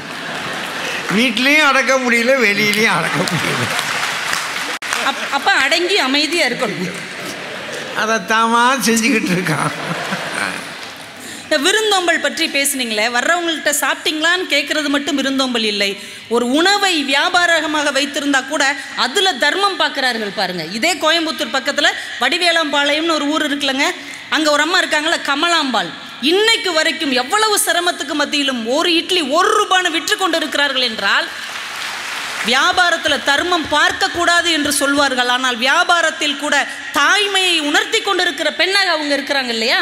அதுதாங்க எங்கள் பெண்ணினுடைய சிறப்பு. வீட்டில் இருக்கிற பெண்கள் தாங்க எல்லாத்தையும் அறிமுகப்படுத்துவாங்க. தாத்தா, பாட்டி, சித்தி, சித்தப்பா, மாமா, யார் சொல்லி கொடுக்குறா? குலதெய்வம் கோயிலுக்கு யாருங்க நினைவுபடுத்துவா? யாருக்கா உடம்பு சரியில்லைன்னா அவங்க தான் பணம் எடுத்து வைப்பாங்க. ஏதாவது அபசகுணமாக நடந்துருச்சுன்னு வைங்க, குலதெய்வம் கோயிலுக்கு நம்ம இன்னும் போகலைங்க, ஆடி மாதம் வந்துருச்சு, அமாவாசை கடந்துருச்சு, நம்ம போகலை, அதனால தான் சாமி கோபத்தில் இருக்குது, எல்லாரையும் கூப்பிடுங்கன்னு இணைக்கிற பாலமாக குலதெய்வத்தின் சக்தியாக வீட்டில் இருக்கிற பெண்கள் தாங்க இருக்கிறாங்க. இன்னும் பயங்கரமாக பேசுகிறீங்க ஐயா. ஒன்று சொல்லி நான் முடிச்சிடுறேங்கய்யா. இந்த கோவை மாவட்டத்துக்குன்னு ஒரு மரபு இருக்குதுங்கய்யா. ஒரு வாய்வழி இலக்கியம், 500 ஆண்டுகளாக சொல்லப்பட்ட இலக்கியம் அண்ணன்மார் கதை. 500 வருஷமா, அது 19 நாள் ஒரு கிராமத்தில் 2 அண்ணன் தம்பி வந்து அந்த கதையை சொல்லிக்கிட்டே இருப்பாங்க. அது பதிவு செய்யப்படவே இல்லை. ஆனால் பெரண்டா என்கின்ற கனடாவிலிருந்து வந்த பொம்பளை ஓலப்பாளையத்தில் தங்கி 2 ஆண்டுகள் தங்கி இருந்து அந்த அண்ணன்மார் கதையை பதிவு செய்து அதை தன்னுடைய ஆராய்ச்சி கட்டுரையாக ஒப்படைத்து அதன் பின்னால் கலைஞர் அவர்கள் அதை படமாக எடுத்து இன்னைக்கு புத்தகமாக கோவை மாவட்டம் மட்டுமல்ல உலக தமிழர்களே படித்து கொண்டிருக்கிறார்கள் என்றால் மரபு சார்ந்த எதையும் விட்டுவிடக் கூடாது என்பதில் கவனமாக இருப்பவர்கள் எங்கள் பெண்கள் தான் என்று சொல்லி விவேகானந்தர் அவர்கள் ஒரு வார்த்தை சொன்னாருங்கய்யா. இந்த உலகத்தின் பல நாடுகளை ஆங்கிலேயர்கள் ஆண்டார்கள். பிரிட்டிஷ் ஆட்சி செஞ்சது. பிரிட்டிஷ் எந்த நாடுகளையெல்லாம் ஆட்சி செஞ்சதோ அந்த நாடுகள் எல்லாம் ஆங்கில நாகரிகத்துக்கும் ஆங்கில பண்பாட்டுக்கும் ஆங்கில மொழிக்கும் அடிமையாகி போனார்கள். ஆனால் இந்திய தேசத்தை 200 வருடம் பிரிட்டிஷ்காரர்கள் ஆட்சி செய்தார்கள்.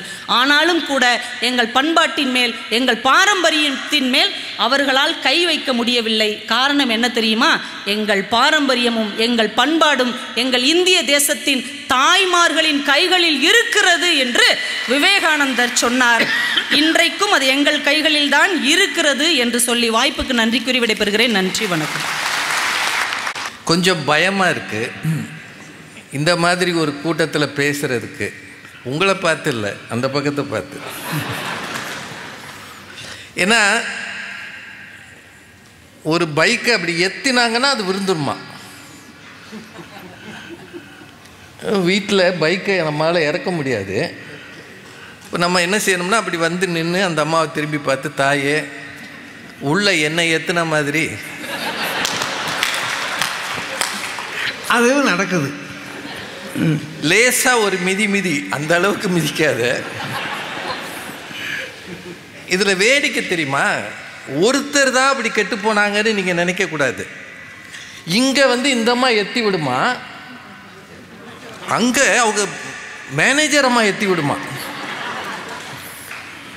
இப்படி பேசிட்டு இதுதான் பாரம்பரியம்னு சொல்கிறீங்களேம்மா, தற்காத்து தற்கொண்டான் பேணி தகை சான்ற எத்தி விடுவது பெண்ணா? எத்தனையோ தகை சான்ற எத்து இருக்கு. ஏன்னா மேனேஜர் எத்து இருக்கு, மனைவி எத்து இருக்கு இல்லையா? எத்துறது தான் கெத்து உங்களுக்கு. பேசுறத பாருங்க. ஆண்களை கிண்டல் பண்ணுறது ரொம்ப வேடிக்கையாக போச்சு. இப்போ நம்ம இந்த இதை கொஞ்சம் போடுங்க, நான் எக்கோ வருது. இவங்க ஏதாவது செய்தார்களான்னு கேட்டோம். இவங்க யாராவது ஏதாவது செய்தார்களான்னு கேட்டால் இவங்க சொன்ன உதாரணம் பூரா கென்யாவில் இருந்து. கென்யாவில் ஒரு அம்மாவுக்கு நோபல் பரிசு கிடைச்சிட்டு போதுமா? நீங்கள் ஏதாவது செஞ்சீங்களா? இப்போ நம்ம பேசிக்கிட்டு இருக்கிறது கென்யா பாரம்பரியத்தை பற்றியா?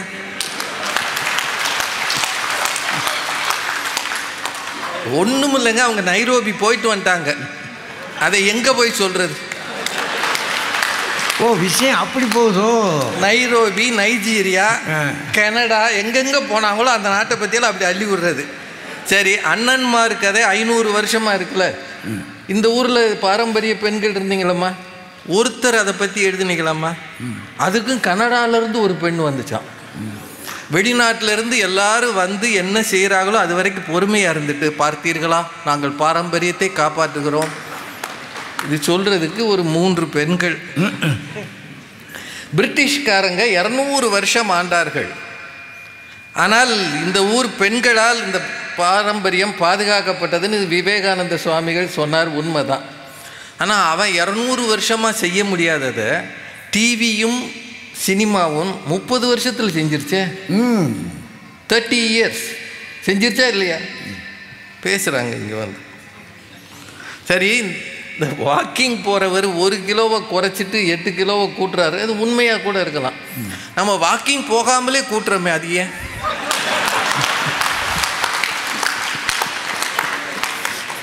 ஏன்னா சூட்சுமா இருக்கு பாரம்பரியத்தை காப்பாத்துறது. கணவர் மாதிரி தானும் உடம்பை விரிக்கணும். அதான் கணவர் கேட்ட மனைவி இல்லையா?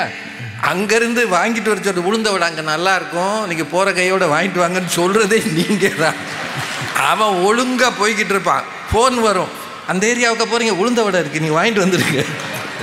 வாக்கிங் போல அது வாக்கிங் கிடையாது, அங்கேருந்து பர்ச்சேசிங். இந்திய ஜனாதிபதி அவங்க கட்டின அந்த புடவை வந்து சந்தாலி புடவை, அது தமிழ்நாட்டு புடவை இல்லை, சந்தாலி புடவை அவங்களுடைய பாரம்பரிய புடவை. அதை நம்ம ஒத்துக்குவோம், பாரம்பரியம் அவங்க பாரம்பரியம். ஆனால் தமிழ்நாட்டு புடவை இல்லை. இல்லை பாரம்பரியம் தானே அது. அவங்க கட்டினதுக்கு பேர் சந்தாலி புடவைன்றது. இல்லை சும்மா விட்டால் எல்லாத்தையும் சொல்லிடுறது. நீங்கள் எல்லாரும் வாடி வாசலில் நின்றீர்களா அப்படின்னு எங்களை பார்த்து கேட்குறாங்க. ஏங்க எவனுக்கு எது முடியுமோ அதானுங்க செய்ய முடியும்.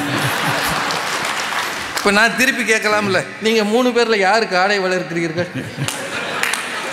நாய்க்குட்டி வளர்க்கவே உங்களுக்கு வழி இல்லை. நீங்கள் 3 பேரில் யாராவது காளை வளர்த்தீர்களா? இப்போ வந்து இது எங்கள் வீட்டு காளை, நான் தான் பேச்சியம்மா சொன்னீங்களா?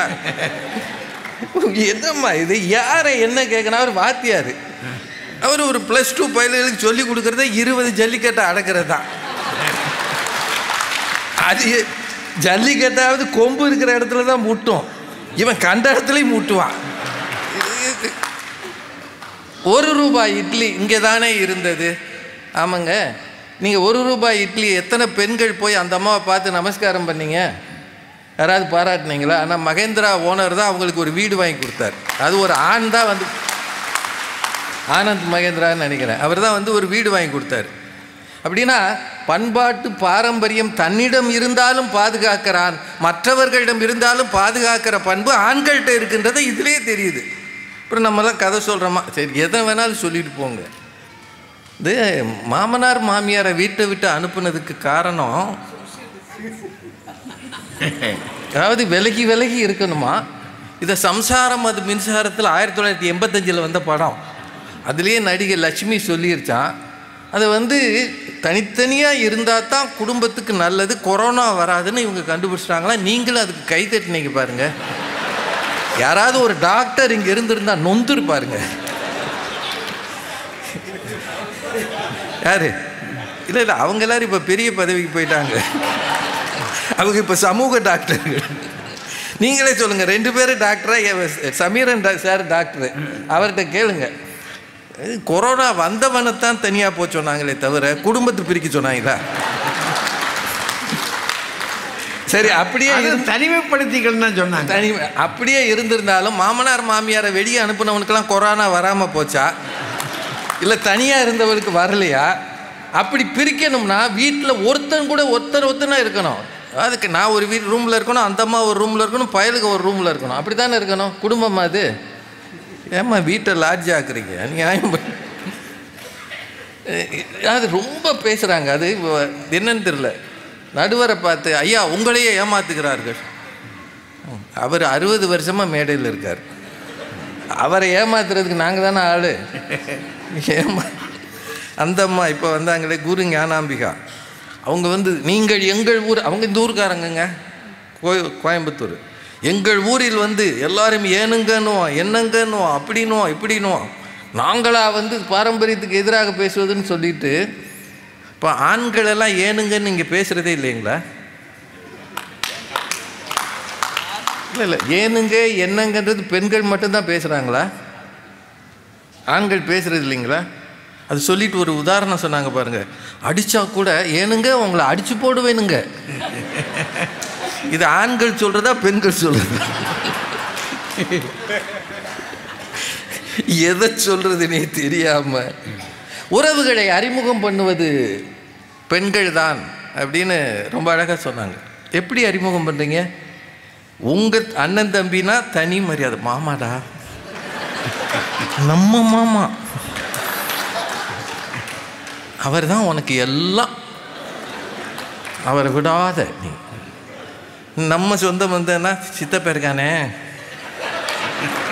விளங்காதவன்,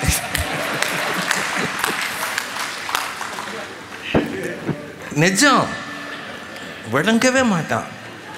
அம்மா ஏன் அவங்ககிட்ட பேசுகிறதே இல்லை, எனக்கு பிடிக்கவே செய்யாது. இந்த அறிமுகம் பண்ணுறீங்களா இல்லையாம்மா? பாரம்பரியத்தை காப்பாற்றுறவங்களே. இல்லை, அது ஒரு பாரம்பரியம் தானே, அதனால தான் அதை பின்பற்றுறாங்க. ஓ, அப்படி காப்பாற்றுறாங்க. நம்ம ஊரில் மாமியாராக இருந்தாலும் நேரம் நின்று பேசாமல் இருந்தாங்க, அது ஒரு மரபு. அதெல்லாம் நான் இன்றைக்கி ஒத்துக்கல, அது பெண் அடிமைத்தனம் வேண்டான். ஆனால் இன்னொரு ஆடவனோடு பயணம் பண்ணும்போது மிக நெருக்கமாக பயணிப்பது, அவங்களுக்கு திருமணமாகலை, ஸ்டூடெண்ட்ஸாக இருக்கலாம், ஃப்ரெண்ட்ஸாக இருக்கலாம், இப்படி போவதற்கு யார் சொல்லி கொடுத்தது? இருசக்கர வாகனங்களில் எங்கிருந்து வந்தது இது? இதையெல்லாம் கொண்டு வந்து வச்ச பிறகு நாங்கள் இப்படி தான் இருப்போம்னு சொல்லுவதற்கு ஆட்கள் வந்த பிறகு நாங்கள் பாரம்பரியத்தை நீங்கள் செய்யுங்க செய்யாதீங்க, அது உங்களோட விஷயம், நான் அதுக்குள்ளே போகவே இல்லை. காப்பாற்றுகிறோம்னு எப்படி சொல்கிறீங்க? நம்முடைய நம்பிக்கைகள், நம்முடைய மரபுகள், நம்முடைய காலந்தோறும் கொண்டு வரப்பட்ட வழி வழி மரபுகளை மாற்றுவது ஏன்? ஆண்கள் செய்கிற பாரம்பரியம் நிறைய மாறி இருக்கு, நான் இல்லைன்னு சொல்லலை. ஆனால் இன்னமும் இந்த ஊரில் ஊர் கட்டுப்பாடுன்னு இருக்கு, ஜாதி கட்டுப்பாடு. நான் ஜாதிக்கானவன் அல்ல, ஆனாலும் ஜாதி கட்டுப்பாடுன்னு இருக்கு, ஊர் கட்டுப்பாடுன்னு இருக்கு, சமூக கட்டுப்பாடு இருக்கு, ஒவ்வொரு உட்பிரிவுகளுக்குள்ள கட்டுப்பாடு இருக்கு, கோவில் கட்டுப்பாடு இருக்கு. இதெல்லாம் யார் கையில் வச்சிருக்கிறது? ஆண்கள் தானே வச்சிருக்கிறாங்க. அதை மீற முடியாது.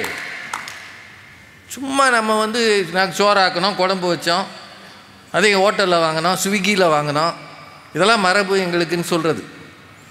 அதனால தான் ஒலிம்பியாட்லேயே அந்த மஸ்கட் சின்னத்தினுடைய பேர் தம்பின்னு தான் வச்சுருக்காங்களே தவிர தங்கச்சின்னு வைக்கல. ராணி இருந்தாலும் ராணி செஸ்ஸில் அவ்வளோ பவர்ஃபுல்லாக இருக்குன்னா என்ன வச்சுருக்கணும்? தங்கச்சி இல்லை ராணின்னு வச்சுருக்கணும். நம்ம ஊரில் அழகாக தம்பின்னு தான் வச்சுருக்குறாங்க. என்னென்ன அர்த்தம்? பாரம்பரியத்தை தம்பி தான் காப்பாற்றுவார், தங்கச்சி சொன்ன பேச்சு கேட்காது. யோசிக்கங்க, நீங்களே சொல்லுங்கள். இந்த தலைப்பு ஒரு புதுசு, இது வரைக்கும் நாங்கள் இந்த தலைப்பில் பேசுனதில் ஐயா ஏதோ ஒரு யோசித்து சொல்ல சொன்னார். யோசிச்சு பாருங்க, நம்ம வீடுகளில் அதிகம் மாறி இருக்கிறது ஆண்களின் நடவடிக்கைகளா பெண்களின் நடவடிக்கைகளா? கால் மேலே கால் போட்டு உட்காரக்கூடாதுன்றது எவ்வளோ காலமாக இருந்தது. நான் உட்காரக்கூடாதுன்ற நான் கட்டுப்பட்டியாக பேசலை, நீங்கள் உட்காருங்க, தப்பு இல்லை. ஆனால் இந்த ஊரில் அதுதான் மரபு. பெண்கள் ஒரு 4 பேர் இருந்தால் கால் மேலே கால் போட்டு உட்காரக்கூடாதுலாம் இருந்தது. நான் மாறி இருக்குது, சந்தோஷம். நான் என் பொண்ணு என் முன்னாடி கால் மேலே கால் போட்டு உட்காரதை நான் விரும்புகிறேன். ஆனால் இந்த மாற்றங்களை அங்கீகரித்தது ஆண்கள். அவன் ஜாலியாக எடுத்துக்கிட்டான், என் பொண்ணுடா, ஏன் மருமகடான்னு ஒத்துக்கிட்டான். நான் இந்த மாற்றங்கள் வந்திருக்கா இல்லையா? கைக்குத்தல் அரிசி சமைச்ச காலத்திலேருந்து இன்னைக்கு குக்கருக்கு மாறி இருக்குமே, அதனால தானே சுகர் பெருகுதுன்றான். இதெல்லாம் யார் மாற்றியது? ஒரு வீட்டில் நீராகாரம் இருக்கிறதா சொல்லுங்க பார்ப்போம். 3 பேரும் நீங்கள் ஒரு வீட்டில் நீராகாரம் இருக்கிறதா? ராத்திரி வடித்த சோறில் நீ தண்ணியை ஊற்றி அடுத்த நாள் காலையில் சாப்பிட்றது உண்டா? உணவு வகைகளையாவது பாரம்பரியத்தை நீங்கள் 3 பேர் கடைப்பிடிச்சிருக்கீங்களா? இருக்கும், மாமியாருக்கு கொடுப்பாங்க. இது எதுவுமே செய்யாமல் நாங்கள் பைக்கை ஏற்றி விடுறோம், அது பரப்பட்டு போயிடும். இந்த ஆளுக்கு பைக்கை நிமித்த கூட சத்து கிடையாது. இவ்வளோ பெரிய குடும்பத்தை காப்பாற்றுற ஒரு ஆணை இவனுக்கு பைக் ஓட்ட தெரியாது, நிமித்த தெரியாதுன்னு பேசுகிற அளவுக்கு பாரம்பரியம் உங்களுக்கு இருக்கிறது என்றால் இந்த பாரம்பரியம் நீடூழி வாழ்க. எனக்கு என்னோ ஆண்கள் தான் கஷ்டப்பட்டு காப்பாற்றுகிறார்கள், தொடரட்டும் என்று சொல்லி நன்றி கூறி விடைபெறுகிறேன். நன்றி வணக்கம். ஐயா, பாரம்பரியத்தை காப்பாற்றுவது ஆண்களே அப்படின்னு இவ்வளவு நேரமும் வேகத்தோடு பேசினார்கள். அதில் பேசும்போது இப்போ நிறைவாக பேசிய அண்ணன் சொன்னாங்க, ஏம்மா வெளிநாடு வெளியூரெல்லாம் பற்றி பேசுகிறீங்க, நீங்கள் என்ன காப்பாற்றிருக்கீங்க சொல்லுங்கன்னு. ஐயா, விநாயகர் சதுர்த்தியிலிருந்து ஒவ்வொரு திருவிழா வரும்போதும் பாரம்பரியமா என்ன செய்யணுமோ அதை செய்யறது நாங்க. இப்போ ஒரு விநாயகர் சதுர்த்தி வருதுன்னா அதற்காக பாரம்பரியமா என்னென்ன வேலை பார்க்கணும்னு பார்க்கறது நாங்க. கொழுக்கட்டை செஞ்சு வைக்கிறது நாங்க. அதெல்லாம் தின்னுட்டு பிள்ளையார் மாதிரி உட்கார்ந்து இருக்கிறது நீங்க. உண்டா இல்லையா? நீங்க நாங்க திங்கணும் தானமா செய்யறீங்க. உண்டு. ஆனாலும் அதையெல்லாம் செஞ்சுட்டு இங்க வந்து இல்லைன்னு சொன்னா அப்புறம் வருத்தமா இருக்குமா இல்லையா? ஒரு முக்கியமான நாள் தீபாவளி வருதுன்னா வீட்டை அலங்காரம் பண்ணி தோரணம் கட்டுறது நாங்க. அவங்க அபிமான நடிகரோட தியேட்டர்ல போய் கட் அவுட்ட கட்டுறது நீங்க. முதல் நாள் வீட்டுக்கு என்னென்ன செய்யணுங்கிறதுக்கு பொருட்கள் எல்லாம் வாங்கி வைக்கிறது நாங்க. முதல் நாள் டிக்கெட் வாங்கியே ஆகணும்னு போய் நிக்கிறது நீங்க. உங்களை கெட்டின விற்பாடுமா போறாங்க. ஆமா, அது விட்டுட்டு வேற போயிடுறாங்க ஐயா. ஓ, அந்த வருத்தத்தில் தான் பேசுறீங்களா? கஷ்டப்பட்டு பெரிய மாக்கோலம் போட்டு வைக்கிறது நாங்க. கூறு இல்லாம அதுல கொண்டு ஸ்கூட்டரை விடுறது நீங்க. அப்புறம் என்ன நீங்க பாரம்பரியத்தை காப்பாத்துறதுல முன்னிக்கிறீங்கன்னு பேசுறீங்க. அதுல பெண்களுக்குன்னா ஒண்ணுமே தெரியாதான், எல்லாம் இவங்க தான் செய்யறாங்களாம். அணி தலைவர் ஆரம்பிக்கிறாரு. நாதஸ்வர வித்வான் காரைக்குறிச்சி அருணாச்சலம் தெரியுமான்னு ஆரம்பிச்சாரு. ஐயா கிட்ட வந்து பேசலாம் ஐயா. அது மதுரையில் MS பொன்னுத்தாயி என்ற தாய் அற்புதமாக நாதஸ்வரத்தை வாசித்து அந்த காலத்துல பிரதமர் நேருவில் இருந்து நம்முடைய குடியரசுத் தலைவர் ராதாகிருஷ்ணன் வரைக்கும் அந்த அம்மாவை பாராட்டி மகிழ்ந்திருக்கிறாங்கன்னா, கலைகளை வளர்த்ததுல பெண்களினுடைய பங்கு என்ன ரொம்ப குறைவுன்னு நினைச்சிட்டு இருக்கீங்களா? என்ன பேச்சு! அதுலயும் உறவுகளை காப்பாத்துறதுங்கிறது ஒரு பாரம்பரியம். அதுல ஆண்கள் எப்படிங்கிறது நமக்கு சொல்லி தெரிய வேண்டியதில்லை. பக்கத்துல எங்க ஊர் பக்கத்துல ஒருத்தன் கோவிச்சிட்டு மனைவி அவங்க அம்மா வீட்டுக்கு போயிட்டாங்க. போன உடனே இவன் என்ன பண்ணியிருக்கா, கோபித்து கொண்டு போன மனைவியை திரும்ப வர வைப்பதற்காக மச்சினனை கடத்திட்டான். உடனே எங்க வீட்டுக்காரர் சொல்றாரு, லூசு பைய, நானா இருந்தா கொழுந்தியால கடத்திருப்பேங்கிறார். எப்படி உறவுகளை காப்பாத்துறாங்க? எப்படிப்பா உங்ககிட்ட அப்படி சொன்னாரு? தைரியத்தை பாருங்க. இவங்க தான் பாரம்பரியத்தை காப்பாத்துறாங்களாம். ஆனா பெண் எப்படிப்பட்டவா தெரியுமா? உயிரோடும் உணர்வோடும் பாரம்பரியத்தை காப்பாத்துறவங்கிறத நிரூபிச்சிருக்கோம். நடுவர் அவர்களே, ஒட்டஞ்சத்திரம் பக்கத்துல பிரியதர்ஷினின்னு ஒரு பெண், அவளுடைய பிள்ளைக்கு காது குத்தணும்யா. தாய்மாமே மடியில வச்சு காது குத்தணுங்கிறது நம்முடைய மரபு, நம்முடைய பாரம்பரியம். ஆனா அவன் சின்ன வயசுலயே ஒரு விபத்துல போயிட்டான். அதற்காக என்னுடைய பிள்ளைக்கு காது குத்தாம விட்டுறக்கூடாதுங்கிறதுக்காக 5 லட்சம் ரூபாய் செலவு பண்ணி ஒரு சிலிகானில் தாய்மாமன் சிலையை தத்ரூபமாக செய்து அவர் மடியில குழந்தைய வச்சு காது குத்துனாயா. இதெல்லாம் ஒரு பாரம்பரியத்தை காப்பாத்துறதுக்கான அடையாளமா உங்களுக்கு தெரியலையா? வசூல் வருது இல்ல, வசூல் வர்றது ரெண்டாவது. இது ஒன்றும் 5 லட்சம் ரூபாய் செலவு பண்ற அளவுக்கு பெரிய குடும்பம் இல்ல, சாதாரண குடும்பம். ஆனாலும் என்னுடைய பாரம்பரியத்தை காப்பாற்றணுங்கிறதுக்காக தாய்மாமன் சிலையை செஞ்சு கொண்டு வந்து வச்சால, அதுல தாங்க பெண்ணினுடைய பெருமை அடங்கி இருக்குங்கிறத மறந்துடாதீங்க.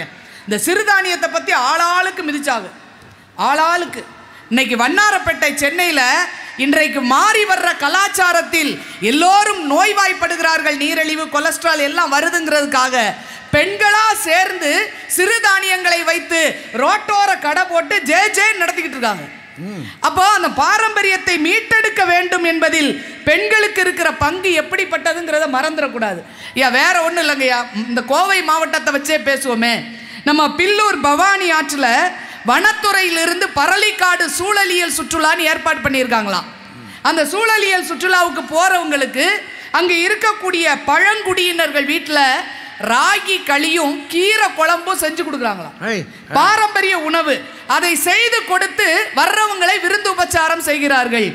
அதை செய்யறது யாருன்னு கேட்கறது தான் பெரிய விசேஷம். அதுல சாதாரணமாக வெளியாட்களை பார்த்தால் ஓடி ஒழிகின்ற அந்த பழங்குடியின பெண்கள் இந்த சுற்றுலாவில் வருகின்றவர்களுக்கு பாரம்பரிய உணவுகளை செய்து கொடுத்து தங்கள் பொருளாதாரத்தையும் உயர்த்தி கொண்டிருக்கிறார்கள் என்றால் பாரம்பரியத்தை யார் காப்பாத்துறாங்கிறத யோசிச்சு பார்க்கணும். இன்னைக்கு ரொம்ப அழகா சொன்னார், விவசாயத்தை செய்யறது யாரு? நாங்க தானே காப்பாத்துறோம். ஆனால் இன்றைக்கு பெண்கள் தங்களுடைய வீட்டில் எவ்வளவு சின்ன வீடாக இருந்தாலும் பரவாயில்ல, மொட்டை மாடியில காய்கறி தோட்டங்கள் என்று அமைத்து மாடி தோட்டத்தை அமைத்து பராமரித்து தனக்கு மட்டும் இல்ல சுத்தி இருக்கிறவங்களுக்கும் சேர்த்து காய்கறிகளை கொடுத்து கொண்டு வர்ற காரியங்களை சிறப்பாக நாங்க செஞ்சுட்டு வர்றோங்கிறத மறந்து போய் விடாதீர்கள்.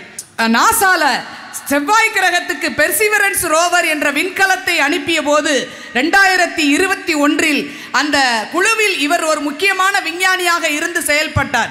மிகப்பெரிய பெருமை கிடைத்தது அந்த சுவாதி மோகனுக்கு. அந்த பெண் படத்தை பார்க்கும்போது எல்லாருக்கும் சந்தோஷமா இருந்துச்சு. ஏன்னா அங்க அமெரிக்காவில் இருக்கிற அந்த பெண் நெற்றியில் பொட்டு வைத்திருந்தாள்.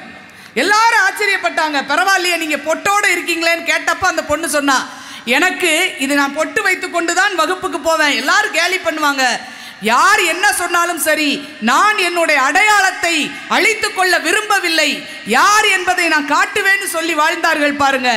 அங்கேதான் எந்த இடத்துக்கு போனாலும் பெண்கள் தங்களுடைய அடையாளங்களை மறக்க மாட்டார்கள் என்பதற்கான அடையாளமாக அது இருக்கு. இது அழகா சொன்னாங்க. ஜல்லிக்கட்டை பத்தி எல்லாம் எல்லாரும் பேசினாங்க இல்லையா? நம்முடைய தலைமை செயலராக இருக்கக்கூடிய மரியாதைக்குரிய திரு உதயச்சந்திரன் IAS ஐயா அவர்கள் மாபெரும் சபைதனில்னு ஒரு நூல், ஒரு தொடர் எழுதினார் விகடன்ல. அதில் அவர் இந்த ஜல்லிக்கட்டை பற்றி பதிவு பண்ணியிருக்கிறார். மதுரை அந்த உலகத்தில் பெரிய அளவில் ஜல்லிக்கட்டுக்கான போராட்டம் நடந்து முடிந்து முதல் ஜல்லிக்கட்டு நடக்க போகுது. உடனே முக்கியமான இடம் மதுரையில் அலங்காநல்லூர், அந்த பகுதியில் ஜல்லிக்கட்டு நடக்கிற இடத்த போய் பார்வையிட வேண்டும்னு போறாங்க. ஒரு பெரிய நிர்வாக குழுவே போய் பார்க்குறாங்க. பார்த்து வழக்கமாக ஜல்லிக்கட்டு நடக்கிற இடம் ஒரு முனியாண்டி கோவில் முன்னால.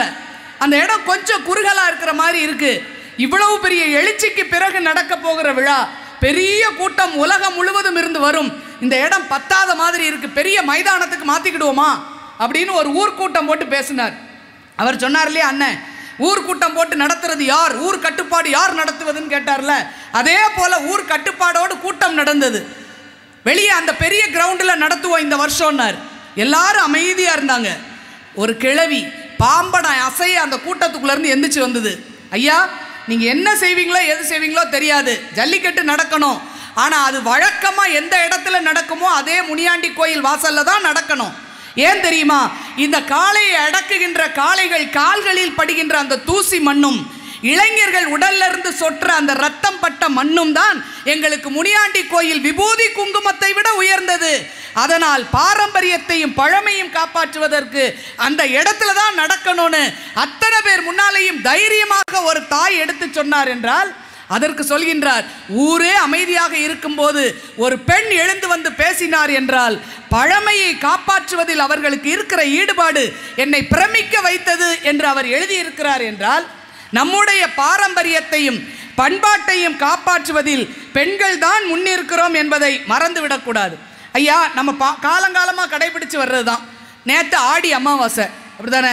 நம்ம முன்னோர்களை வழிபடுகின்ற, நினைத்து நம்ம வணங்குகிற நாள். அந்த ஒரு நாள் வீட்டில் சைவம் வைக்க விட மாட்டேங்கிறாங்க. அன்னைக்கு ஒரு நாள் நம்ம சாமி கும்பிடணும், படையல் போடணும், சைவம்னு சொன்னா இன்னைக்கு எதுக்கு இது வந்தது, நாளைக்கு வெள்ளிக்கிழமை வச்சுக்கலாம்லங்கிறான் பையன். அப்படி உருவாக்கி விட்டுருக்காரு அப்பா. அப்படின்னா எல்லா பள்ளியும் அவன் பேர்ல. ஆமா, அப்போ பாரம்பரியத்தை காப்பாற்றணும்னு நினைக்கிறது நாங்க, அதை மீற துடிக்கிறது தான் நீங்க. ஐயா, குலதெய்வம் கணவன் வழியிலிருந்து வர்றதாவே இருக்கலாம், நாங்க அதை ஒத்துக்கிறோம், அது எங்களுக்கு பெருமை தான். 2 குலதெய்வம், அப்பா வழியில 1, கணவன் வழியில 1, 2 குலதெய்வம் இருக்கட்டும், நாங்க வணங்குகிறோம். ஆனால் பெரும்பாலும் யோசித்து பாருங்கள், குலதெய்வமாக இருக்கக்கூடியது எல்லாமே பெண் தெய்வங்கள் அதிகமாக இருக்கிறது என்றால், காப்பாற்றி பெரிய செயலை செய்து முடித்த நம்முடைய முதியவர்கள் முன்னோர்கள் தான் தெய்வமாக நமக்கு இருந்து கொண்டிருக்கிறார்கள். அந்த வகையில் வீட்டின் குலதெய்வமாக இருக்கக்கூடியவர்களே பெண்கள் என்றால் பாரம்பரியத்தை காப்பாற்றி வரக்கூடியவர்களாக நாங்களே இருக்கிறோம். ஒரு கல்யாண வீடு வருது, சொந்தக்காரங்கள்லாம் வருவாங்க, எல்லாரையும் பிள்ளைகள் பார்க்கணுங்கிறதுக்காக இன்னைக்கு ஒரு நாள் ஸ்கூலுக்கு லீவ் போட்டு இந்த பையனை கூட்டு போயிடுவோமே கல்யாண வீட்டுக்குன்னு சொன்னால் அப்பா குதிக்கிறாரு. ஏய், 50,000 ரூபா ஃபீஸை கட்டி ஸ்கூலில் சேர்த்துருக்கு, மார்க்கு போயிடும், பள்ளிக்கூடத்துக்கு அனுப்பு, கல்யாணத்துக்குலாம் வேண்டாம். அப்போ அப்பாவுடைய நினைப்பு என்ன? பிள்ளைக்கு மதிப்பெண் வாங்குறது மட்டும்தான் அப்பாவினுடைய நினைப்பு. ஆனால் அம்மா தான் பிள்ளை மதிப்பெண் மட்டும் இல்லை, வாழ்வின் மதிப்பீடுகளையும் உணர வேண்டும் என்பதற்காக பல விசேஷங்களுக்கு கூட்டிட்டு போய் உறவுகளை அறிமுகம் செய்ய வேண்டும் என நினைக்கிறது பெண்கள் என்பதையும் மறந்துவிடக்கூடாது. அழகா நம்முடைய பிரதமர் நேற்று வந்தவர் அற்புதமா ஒரு திருக்குறள் சொன்னார். இருந்தோம்பி இல்வாழ்வதெல்லாம் விருந்தோம்பி வேளாண்மை செய்தல் பொருட்டுன்னார். இந்த விருந்தோம்புதல்ங்கிறது வீட்டில் பெண்கள் மட்டும் ஒத்துழைக்காட்டா உங்களால் நடத்த முடியுமான்னு நினச்சி பாருங்க. அதை செய்து வரக்கூடிய விருந்தினர்களையும் புதிதாக வரக்கூடியவர்களுக்கு தர்மத்தையும் செய்து காப்பாற்றக்கூடியவர்கள் பெண்கள். அதனால தான் வீட்டுக்கு வர்ற பிச்சைக்காரன் கூட அம்மா தாயே சாப்பாடு போடுன்னு கேட்குறான். ஐயான்னு கூப்பிட்டு கேட்டிருக்கானா யார் வீட்லையாவது? கேட்க மாட்டான். ஏன்னா தர்மம் வளர்வது பெண்கள் கையினால் தான் என்பது அவருக்கு கூட தெரிஞ்சிருக்கு. அதனால் நடுவர் அவர்களே, பாரம்பரியத்தை வளர்ப்பதிலும் சரி காப்பதிலும் சரி ஆண்களை விட பெண்களே முன்னிற்கிறார்கள் என்று சொல்லி வாய்ப்புக்கு நன்றி பாராட்டி விடைபெறுகிறேன். நன்றி, வணக்கம். பெரிய ஒரு புதுமையான தலைப்பு இது.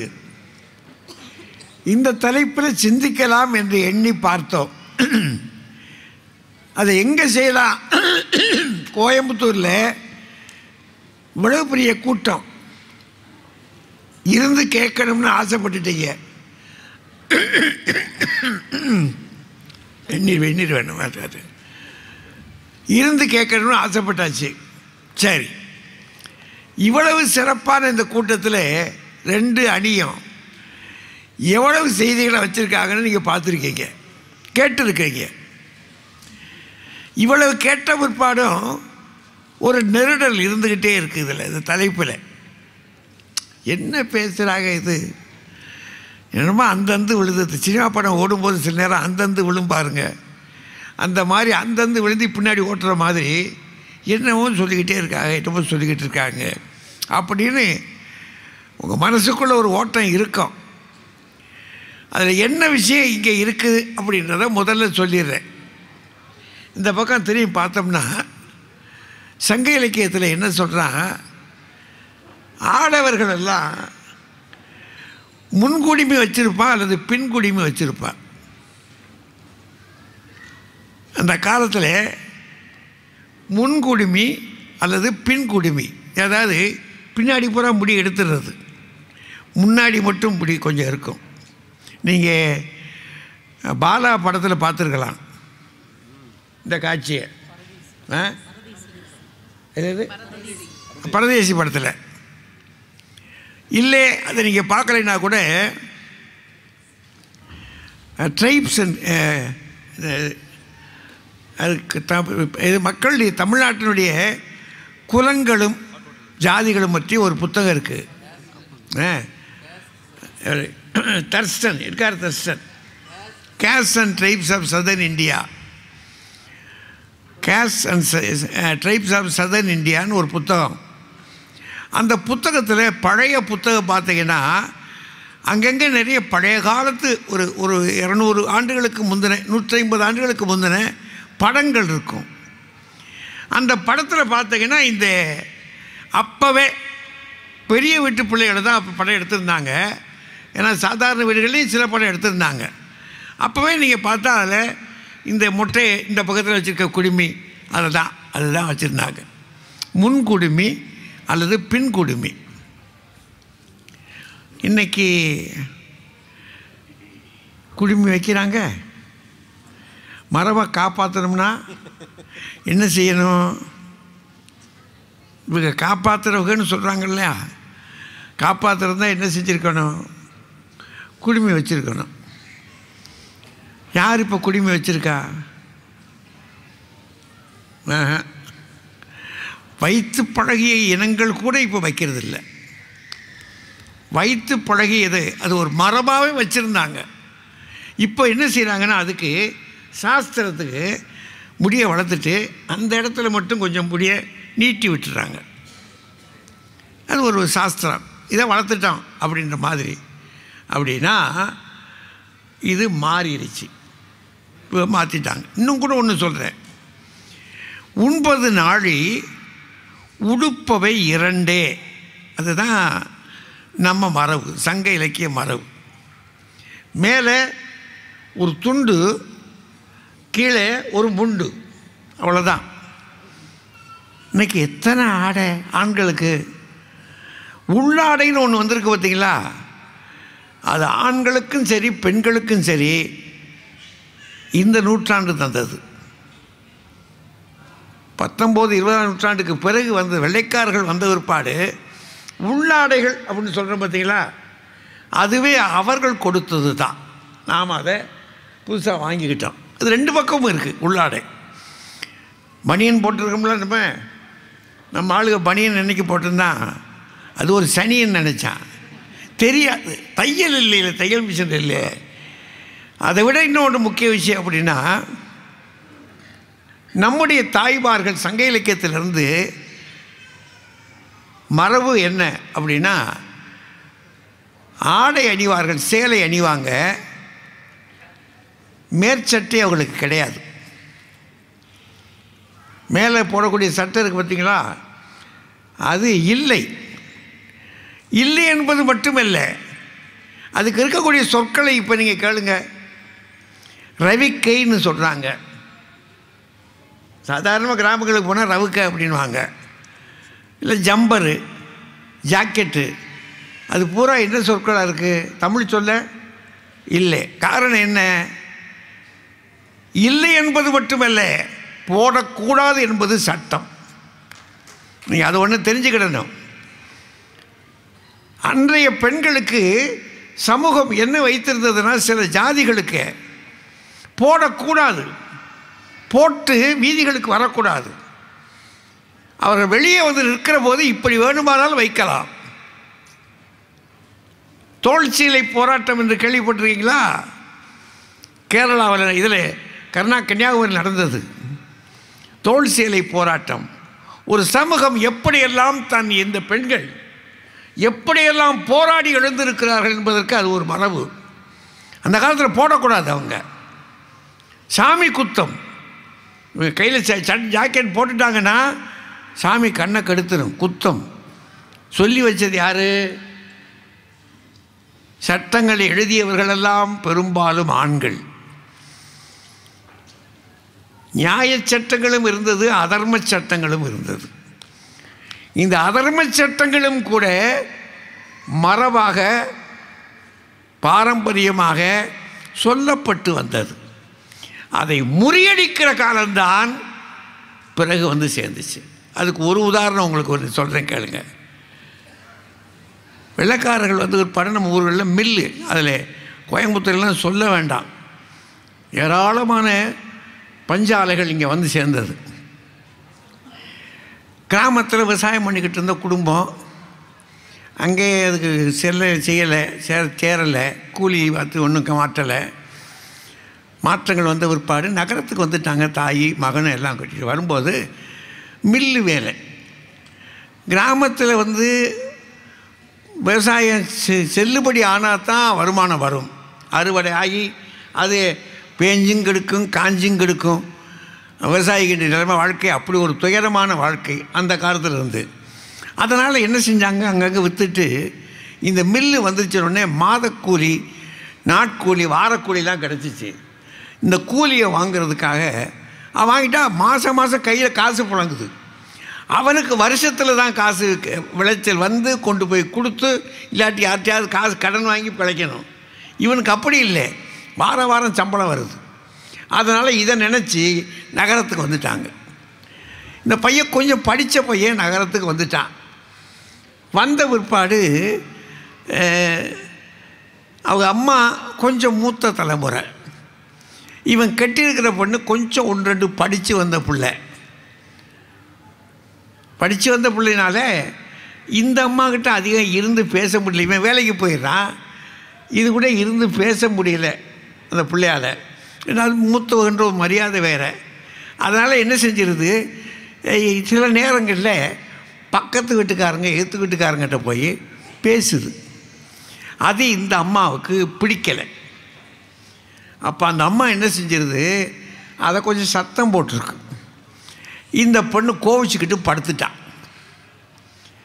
படிச்சுட்டு வந்து கிடைச்சிட்ட இவன் வந்தான், உள்ளே போனான், அந்த பிள்ளைகிட்ட பேசி பார்த்தான். அது ஒன்றும் பேச மாட்டேங்குது, முரண்டு பிடிச்சி படுத்து கிடக்கு. அது என்னமோ எல்லாருக்கும் தெரியும், நம்ம வீட்டு பிள்ளைகள் கோவப்பட்டாங்கன்னா அதுக்கு பிற்பாடு நமக்கு அது என்ன ஆகும்னு தெரியும். இவன் போயிட்டு வெளியில் வந்தான். அவன் அம்மாட்ட கேட்டான், என்ன சொன்ன, என்ன வேறு, ஏன் இப்படி படுத்து கிடக்கான்னா. அந்த அம்மா சொல்கிறா, அரிசி அரிசி போட்டு அடுத்த வீடு போயிருந்தா சோறு குழஞ்சிருச்சுன்னு சொன்னடா ஒரு வார்த்தை. அடே நாடோடி பாட்டில் சொல்கிறா பாருங்க, அரிசியை அரிசி போட்டுட்டு அடுத்த வீட்டில் போய் பேசிக்கிட்டு இருக்காடாவா, சோறு குழஞ்சி போயிடுமா, வேலைக்கு போயிட்டு வந்தவன் சாப்பிடணுன்றதுக்காக ஒரு வார்த்தை தாண்டா சொன்னேன் அப்படின்னா. இவன் உடனே நினச்சா இதை வாங்கிக்கிட்டு போய் மனைவிகிட்ட பேசுகிறான். எல்லே இளங்கிளியே இன்பத்து ரோசாவே, அதனால் கொஞ்சம் இல்லை, எல்லே இளங்கிளியே இன்பத்து ரோசாவே என்ன சொன்ன தாயாரேனா சொல். ஒரு புது சொல் அங்கோட்டான். நகரத்துக்கு வந்துட்டான், படித்தவன் ஒரு புது சொல் இந்த நகரத்துக்கு வந்து தான் அந்த சொல்ல பயன்படுத்துகிறான். தாயார்ன்றான். அவன் கிராமத்தில் அவங்க அம்மாவை கூப்பிட்டது இது வரைக்கும் ஆத்தான்னு தான் கூப்பிட்டுருக்கான். ஆத்தான்ற சொல்லு நகரத்துக்கு வந்த பிற்பாடு இந்த ஆத்தான்ற சொல்லு கொஞ்சம் ஒரு மாதிரி இருக்குது, ஒரு நாகரிகமாக கூப்பிடுவோன்றதுக்காக ஆத்தான்னு சொல்லிட்டான். எங்கள் அம்மாவை ஆத்தாவை நீ என்ன சொன்ன அப்படின்னா, அவ்வளோதான். அவங்க அம்மாவுக்கு ஆத்திரம் வந்துருச்சு. அடே பஞ்சு விற்று பருத்தி விற்று படிக்க வச்சடா என் மகனே, ஆத்தான்னு சொல்ல அசந்தியடா என் மகனேன்றான். ஏண்டா நீ ஆத்தான்னு சொல்லியிருந்தியடா இத்தனை வரைக்கும், இப்போ நீ தாயாருன்னு சொல்லிட்டியே, நீ என்னடா பையன் அப்படின்னு சொல்லி ஒரு சொல்லுக்கு நம்ம வீட்டுக்குள்ளே இந்த மாற்றங்கள் பாருங்கள். ஒரு சின்ன சொல்லி மாற்றினதுக்கு எவ்வளவு வேக மாறுபாடுகள் வந்துருச்சு பார்த்தீங்களா. நகர நாகரிகம் வருகிற பொழுது, படிச்சிருக்கிற போது சிலது மாறும். அதனால தான் நம்ம புலவன், இலக்கண புலவன் என்ன செஞ்சான்னா, பழையன கழிதலும் புதியன புகுதலும் வலுவல. அடே பழைய பாரம்பரியம்னு சொல்கிறியே, அது மாறும். நேற்று இருந்த மாதிரி இல்லை இன்றைக்கு. உலகம் மாறுகிறது, உன் உடம்பே மாறுகிறது, உனக்குள்ள இருக்கக்கூடிய செல்லு ஒவ்வொன்றும் புதுசாக பிறந்துக்கிட்டே இருக்குது. இப்போ எல்லாம் மாறிக்கொண்டு இருக்கின்றன. உற்பத்தி கருவிகள் மாறி இருக்கின்றன. மானுடம் புதிய தொழில்களை செய்து கொண்டு இருக்கு. இப்போவே எனக்கு நெருக்கடி பாருங்கள். நீங்கள் தொழில் தானே ஜாதியை சொல்லிச்சு. ஒரு கேள்வி வைப்போம், ஜாதி என்பது எப்படி பறந்துச்சு? செய்த தொழில் பற்றி பறந்துச்சு. எவன் செஞ்சான், என் பாட்டை என்ன செஞ்சான்னு எனக்கு என்ன தெரியும்? அந்த ஜாதியை எனக்கு ஏன் சொல்கிற? நான் இப்போ செஞ்சுக்கிட்டு இருக்க வேலை என்ன வேலை? அந்த தொழிலை தானே சொல்லணும். தொழில் வழியாக பிறந்த ஜாதியை பிறப்பு வழியாக மாற்றியது யார்? இந்த கேள்வி வருமா இல்லையா? தொழில் தானே ஜாதி, செய்த தொழிலுக்குத்தானே ஜாதி. கொஞ்சம் படித்தவங்க ஐயா, உங்களுக்கு நான் படித்த புத்தகங்கள் அப்படித்தான் ஐயா இருக்குது. செய்த தொழிலுக்குத்தானே ஜாதி. இந்த தொழில் இன்றைக்கும் அப்போ அப்படி தான் சொல்கிறாரு. வராரு எலக்ட்ரிஷியன் வராரியா. இப்போ ஐயா வந்தாங்க, ஆட்சியர் மதுரை மாவட்ட கோவை மாவட்ட ஆட்சித் தலைவர்ன்றோம். அவர் நகர தலைவர்னு சொல்கிறோம். இப்போ அவங்க செய்கிற தொழிலை வச்சு தானே சொல்லுவோம். செய்த தொழிலை சொல்லுவதை விட்டு ஜாதியை நீ எப்போதும் சொல்லுகிறாயோ அப்போ என்னவாயிடுச்சு? நேற்று இருந்தது போல இன்றைக்கு இல்லை, மாற்றம் ஏற்பட்டிருக்கா இல்லையா? அதனால தான் நம்ம பெரியவன் என்ன செஞ்சானா, முன்னை பழமைக்கும் பழமையாய் பின்னை புதுமைக்கும் புதுமையாய் பேர்த்தும பெற்றியனேனா. யாரை? இறைவனை பார்த்து சொன்னால், முன்னை பழமைக்கும் நீ பழமையானவன், பின்னை புதுமைக்கும் நீ புதுமையானவன். புதிது என்று சொன்னாலும் சரி, பழமை என்று சொன்னாலும் சரி, எல்லாமே நீதானப்பா என்று இறைவனை பற்றி சொல்கிறார் என்றால், மாறுவது இயற்கை. அந்த மாற்றத்தை அங்கீகரித்து கொள்ளலாம், அதில் கோபம் கொள்ளக்கூடாது. என்ன பிரச்சனை வருதுன்னா, என்ன பிரச்சனை இப்போ வருது, அந்த மாதத்தில் என்ன தகராறு வந்துருச்சுன்னா, நம்ம ஊருக்கான மாற்றங்கள் இல்லை. இது பூரா வெளிநாடுகளுக்கான மாற்றம் நம்ம ஊருக்குள்ளே நிறையா சேர்ந்துருச்சு. காரணம், அவன் படித்த கல்வியை நம்ம படிக்கிறோம், அவன் பார்த்த தொழிலில் நம்ம பார்க்குறோம், அவன் வாழ்ந்த வாழ்க்கையை வாழ்கிறான். அவன் வீட்டில் இருந்து வந்துச்சுன்னா பர்கர்ன்றான், நம்ம போய் என்ன செய்கிறான், அதைத்தான் வாங்கி திங்கிறான். KFC அப்படின்னா போய் படுத்துக்கிறாங்க அங்கனையே கேட்டு நான் சொல்கிறேன், உங்களுக்கெல்லாம் என்ன தெரியும், கூழ் குடிங்க போங்க அப்படின்றான். நம்மளை கூழ் குடிங்கன்றான். அவன் கேஎஃப்சின்றான். என்னடா அதுன்னா, அது உங்களுக்கு என்ன தெரியும், சும்மா இருங்கன்றான். இது ஒன்று சொல்கிறான் பாருங்க. ஒன்று என்னது, ஒரு வட்டமாக ஒன்று வச்சுருக்காங்க,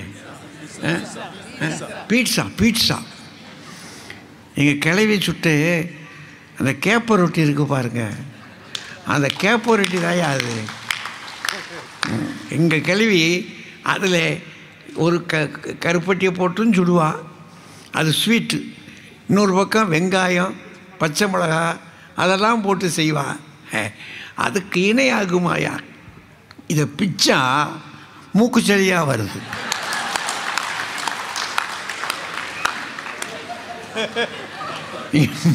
எடுத்து பாருங்க, இப்படியே தூக்குனான்னா அதை பார்க்கவே சாப்பிட வருமா? முதல் தடவை நான் அமெரிக்கா போயிருக்கும்போது இதை வந்து ஒருத்தர் ரொம்ப பெருசாக சொன்னார், பிச்சாரு. அப்போயே பார்த்து இது என்னங்கன்னு, அதுக்கு பூரா இதுங்க பட்டர்னாரு. அதை பதனமாக இருக்க வச்சுக்கோங்க, எனக்கு சேராது, அது வேண்டாம். என்னென்னமோ போட்டு செஞ்சுருக்காங்க. அது அவன் ஊருக்கு சரி, நம்ம ஊருக்கு கொண்டாந்து வச்சு விட்டோம் நம்ம. ஆனால் என்ன செய்கிறது, இப்போ தவிர்க்க முடியாது. அவனுடைய கல்வி நமக்கு வேணும், அவனுடைய ஆடை நமக்கு வேணும், அவனுடைய மொழி நமக்கு வேண்டும், அப்புறம் அவனுடைய வாழ்க்கை நமக்கு வந்து தான் ஆகும். அதை வச்சுக்கிட்டான், லிவிங் டுகெதர்னு வச்சுக்கிட்டான். நம்மளும் என்ன செய்யலாம், நம்ம விட்டாள் நம்ம பையன் தான். பேசாதீங்க. அடே மாமன் மகா இருக்காடா, நல்ல பிள்ளைடானா, நீ கட்டிக்கன்றான். சட்டு சொன்ன உடனே நான் குறுக்க வரலப்பா, நீ கட்டிக்க. நீ கட்டிக்கலாம்னு ஆசைப்படட்டா, உங்கள் அம்மா விட மாட்டாடா. உள்ளுக்குள்ளே பேசுது. என்ன செய்வீங்க நீங்கள், மாமன் மகன். அதுவே கூட நம்ம என்ன செஞ்சோம்னா, நாம தான் முதல்ல இருக்கா, இவன் படிச்சிருக்கான், எம்ஏ படிச்சிருக்கான், இது கழுத 8வது கூட பாஸ் பண்ணலையே ஒரு பக்கம். இன்னொருத்தன் சொல்கிறான், துட்டு எக்கச்சக்கமாக வச்சுருக்காங்கப்பா, கார்லாம் வாங்கி கொடுப்பாங்க, அப்போ நான் கட்டுவோம் நினைக்கிறோம்ல. இல்லை அதுவும் இல்லைன்னா வேற பாடுறான்னா போச்சில். அது இப்போ மரபு என்பது நாமே மரபை விட்டு விலகி கொண்டு போய் கொண்டிருக்கிறோம், பாரம்பரியத்தை விட்டு விலகி கொண்டு போகிறோம். விலகி போவது என்பது தவறல்ல. ஆனால் எங்கே போயிட்டு விலகிட்டோம்னா, நம்முடைய சமயம் தாய் தந்தை பேணும் சொல்லிச்சு இல்லையா, முத்தோர் சொல் அமிர்தம் சொல்லிச்சு இல்லையா, விட்டுட்டோமே. வீடுகளுக்கு பார்த்தீங்கன்னா ஒன்றும் தப்பிச்சுக்கிட்டான், அவன் பாட்டு வெளிநாட்டுக்கு போயிடுறான். நாம் தான் விரும்பி அனுப்பிச்சி வச்சோம். அவன் டாலர் அனுப்புகிறான்டான்னு சொல்லி ஆசைப்பட்டு, போடா இந்த தெருக்காரங்க போகிற பயப்படணும்டா, நம்மளை மதிக்காதவங்கெல்லாம் சாகணும்டா அப்படின்னு சொன்னது நாம் தான். இப்போ அவன் தெருக்காரன் தான் தூக்கி போட வேண்டியிருக்கு நம்மளை. அவனை காணுமையா, நம்ம பெத்த பிள்ளையே காணும். அவன் ஒரு ஃபோன்லேயே நின்றுட்டான், டக்குன்னு ஒரு ஃபோன் சொல்லிட்டு, ஏதாவது செலவு இருந்தால் சொல்லுங்கள், அந்த வீட்டை கூட நீங்கள் யாரையும் எடுத்துக்கங்க வேண்டாம் எனக்கு. ஏன்னா அவன் இருக்கிற வாழ்க்கைக்கு இந்த வீடு ஒன்றும் பெரிய விஷயம் இல்லை, அவனுக்கு இந்த காசு அவனுக்கு தேராது. இப்போ அவன் வரலாம்னாலும் வர முடியல, பிள்ளைகள் வரமாட்டேங்குது. அதுக்கு என்ன செய்யுது, உன் இஷ்டம், போகணும்னா போ, அந்த புழுதி காட்டுக்கு நீ போ, நாங்கள் இருக்கிற இடம் எப்படி இருக்கு, சொர்க்கம்ன்றான் அவன். நம்ம வீட்டுக்கு வந்து பார்த்துட்டு போய் சொல்கிறான் அவன். அப்படின்னா என்ன ஆச்சு, மாறிடுச்சா எல்லாம். ஒரு புதிய நிலவு மாதிரி உலகம் புதிதாக வளர்ந்து கொண்டு இருக்கிறது. எல்லா விஷயங்களையும் வளர்ச்சி அடைகிற பொழுது இப்படி சில மாற்றங்கள் வரத்தான் வரும். ஆனாலும் நம் மூத்தோர் சொல்லிக் கொடுத்த சில விஷயங்கள், தாய் தந்தையை பேண் என்பதை விட்டுவிடுவதோ, அவர்கள் இருக்கிற பொழுதே அவர்களை கொண்டு போய் மூத்தோர் இல்லத்தில் சேர்த்து வைத்து விட்டு நம்ம ரொம்ப மன மகிழ்ச்சியாக இருப்பதோ, சமயத்துக்கு ஒத்து வருமா, இல்லை அறப்பண்புகளுக்கு ஒத்து வருமா தெரியலை. அதை உங்கள் சிந்தனை மனச்சாட்சிக்கு விட்டு மாற்றங்கள் ஏற்பட்டு இருக்கின்றன. பாரம்பரியம் மாறி இருக்கிறது. ஆனாலும் அதை இன்னும் அழுத்தம் திருத்தமாக பிடித்து கொண்டிருப்பதற்கு குறைந்த கல்வி அறிவு இருக்கிறது. படிக்காமல் இருக்கிறது வரை இந்த பாரம்பரியம் அங்கங்கே நிற்கும். நீங்கள் நகரத்தில் இருக்கக்கூடிய பாரம்பரியத்தை விட கிராமத்தில் பாரம்பரியம் இன்னும் இருக்கிறது. அதற்கு காரணம் கல்வி குறைச்சல். கல்வியை நீங்கள் எப்போது புதுக்குகிறீர்களோ, பரப்புகிறீர்களோ, பரப்ப சமூகம் முழுக்க மாறி போய்விடும். அப்போது பாரம்பரியம்லாம் ஒன்றும் நடக்காத காரியம் அது. ஏன்னா எல்லா உலகத்திலையும் பொருட்கள் மாறிக்கொண்டே இருக்குதுன. மாறுவது இயற்கை. அந்த மாற்றத்திலும் ஒன்று மட்டும் இன்னும் சொல்லி முடிச்சிடுறேனே, ஏன்னா தீர்ப்பு சொல்லணும்ல இருக்குது. இது ஒரு தீர்ப்பு கொடுத்தாகணும் இல்லையா? எவ்வளவு இருந்தாலும் சரி, நாங்கள் எல்லாம் வெளிநாடுகளுக்கு போகிற பொழுது விழாக்கள் நடக்கும். விழாக்களங்க அந்த விழாக்களில் தமிழ் விழாவில் வேட்டி கட்டி வருகிற ஆண்கள் குறைச்சல். வேட்டி கட்டி வருகிற ஆண்கள் குறைச்சல். அந்த ஆடை தான் போட்டுக்கிறாங்க. கார் ஓட்டுறது, போக்குவரத்துலாம் வசதியாக இருக்குன்னு. ரொம்ப வேட்டி கட்டி வருகிறவர்கள் உண்டு, இல்லைன்னு சொல்லவில்லை. ஆனால் இன்னும் கொஞ்சம் பெருமையாக நான் சொல்லுவேன், இவங்க இருக்கிறாங்கன்றதுக்காக சொல்லலை. கேரளத்து சகோதரர்கள் அவர்களுடைய அந்த ஆண்கள் அணிகிற அந்த வேட்டியையும் அந்த சட்டை, வட்டக்கழுத்து சட்டை இருக்கு பார்க்க, ஜிப்பா, அதை அங்கே நான் பார்த்தேன். அங்கேயும் அவர்கள் விட்டு விடுவதில்லை. நம்ம பிள்ளைகள் இருக்காங்க, கொஞ்சம் பேர் தான் இப்போ கொஞ்சம் அதிகமாக கட்டுறாங்க. ஆனாலும் அனைத்து பெண்களும், விழாவுக்கு வருகிற அத்தனை பெண்களும் சேலையில் தான் வருவாங்க. அத்தனை பெண்களும். நான் ஆண்கள்கிட்ட கேட்டேன், என்னையானே வாங்கின பட்டு சேலையை வச்சுருந்து அப்புறம் என்ன செய்ய, இங்கேயாவது கட்டணமில்ல கட்டுதுங்க அப்படின்னு. அது அப்படியோ எப்படியோ, ஆனால் சேலையில் வர வேண்டும் என்று நினைப்பதற்கு பாருங்கள், அது விழாக்களுக்கு அது பெண்கள் இன்னும் அந்த மரபை விடாமல் வைத்திருக்கிறார்கள் என்பதனாலேயே எனக்கு என்னவோ நிச்சயமாக படிப்பு குறைவாக இருக்கிறது வரை, நம்முடைய தாய்மார்கள் இருக்கிற வரை பாரம்பரியம் அவர்களால் தான் கொஞ்ச நெஞ்சம் காப்பாற்றப்படும். அவர்களால் தான் கொஞ்ச நெஞ்சம், அதான் மொத்தமாக காப்பாற்றிடுவாங்கன்னு சொல்லலை, கொஞ்ச நெஞ்சம் காப்பாற்றப்படும் என்று சொல்லி அவர்களே காப்பாற்றி கொண்டு இருக்கிறார்கள், போற்றுகிறார்கள் என்று சொல்லி நன்றி கூறி விடைபெறுகிறேன். நன்றி, வணக்கம். இந்த தகவல் உங்களுக்கு பிடிச்சிருந்தா லைக் பண்ணுங்க, உங்க ஃப்ரெண்ட்ஸுக்கு ஷேர் பண்ணுங்க, மறக்காம எங்க சேனலுக்கு சப்ஸ்கிரைப் பண்ணுங்க.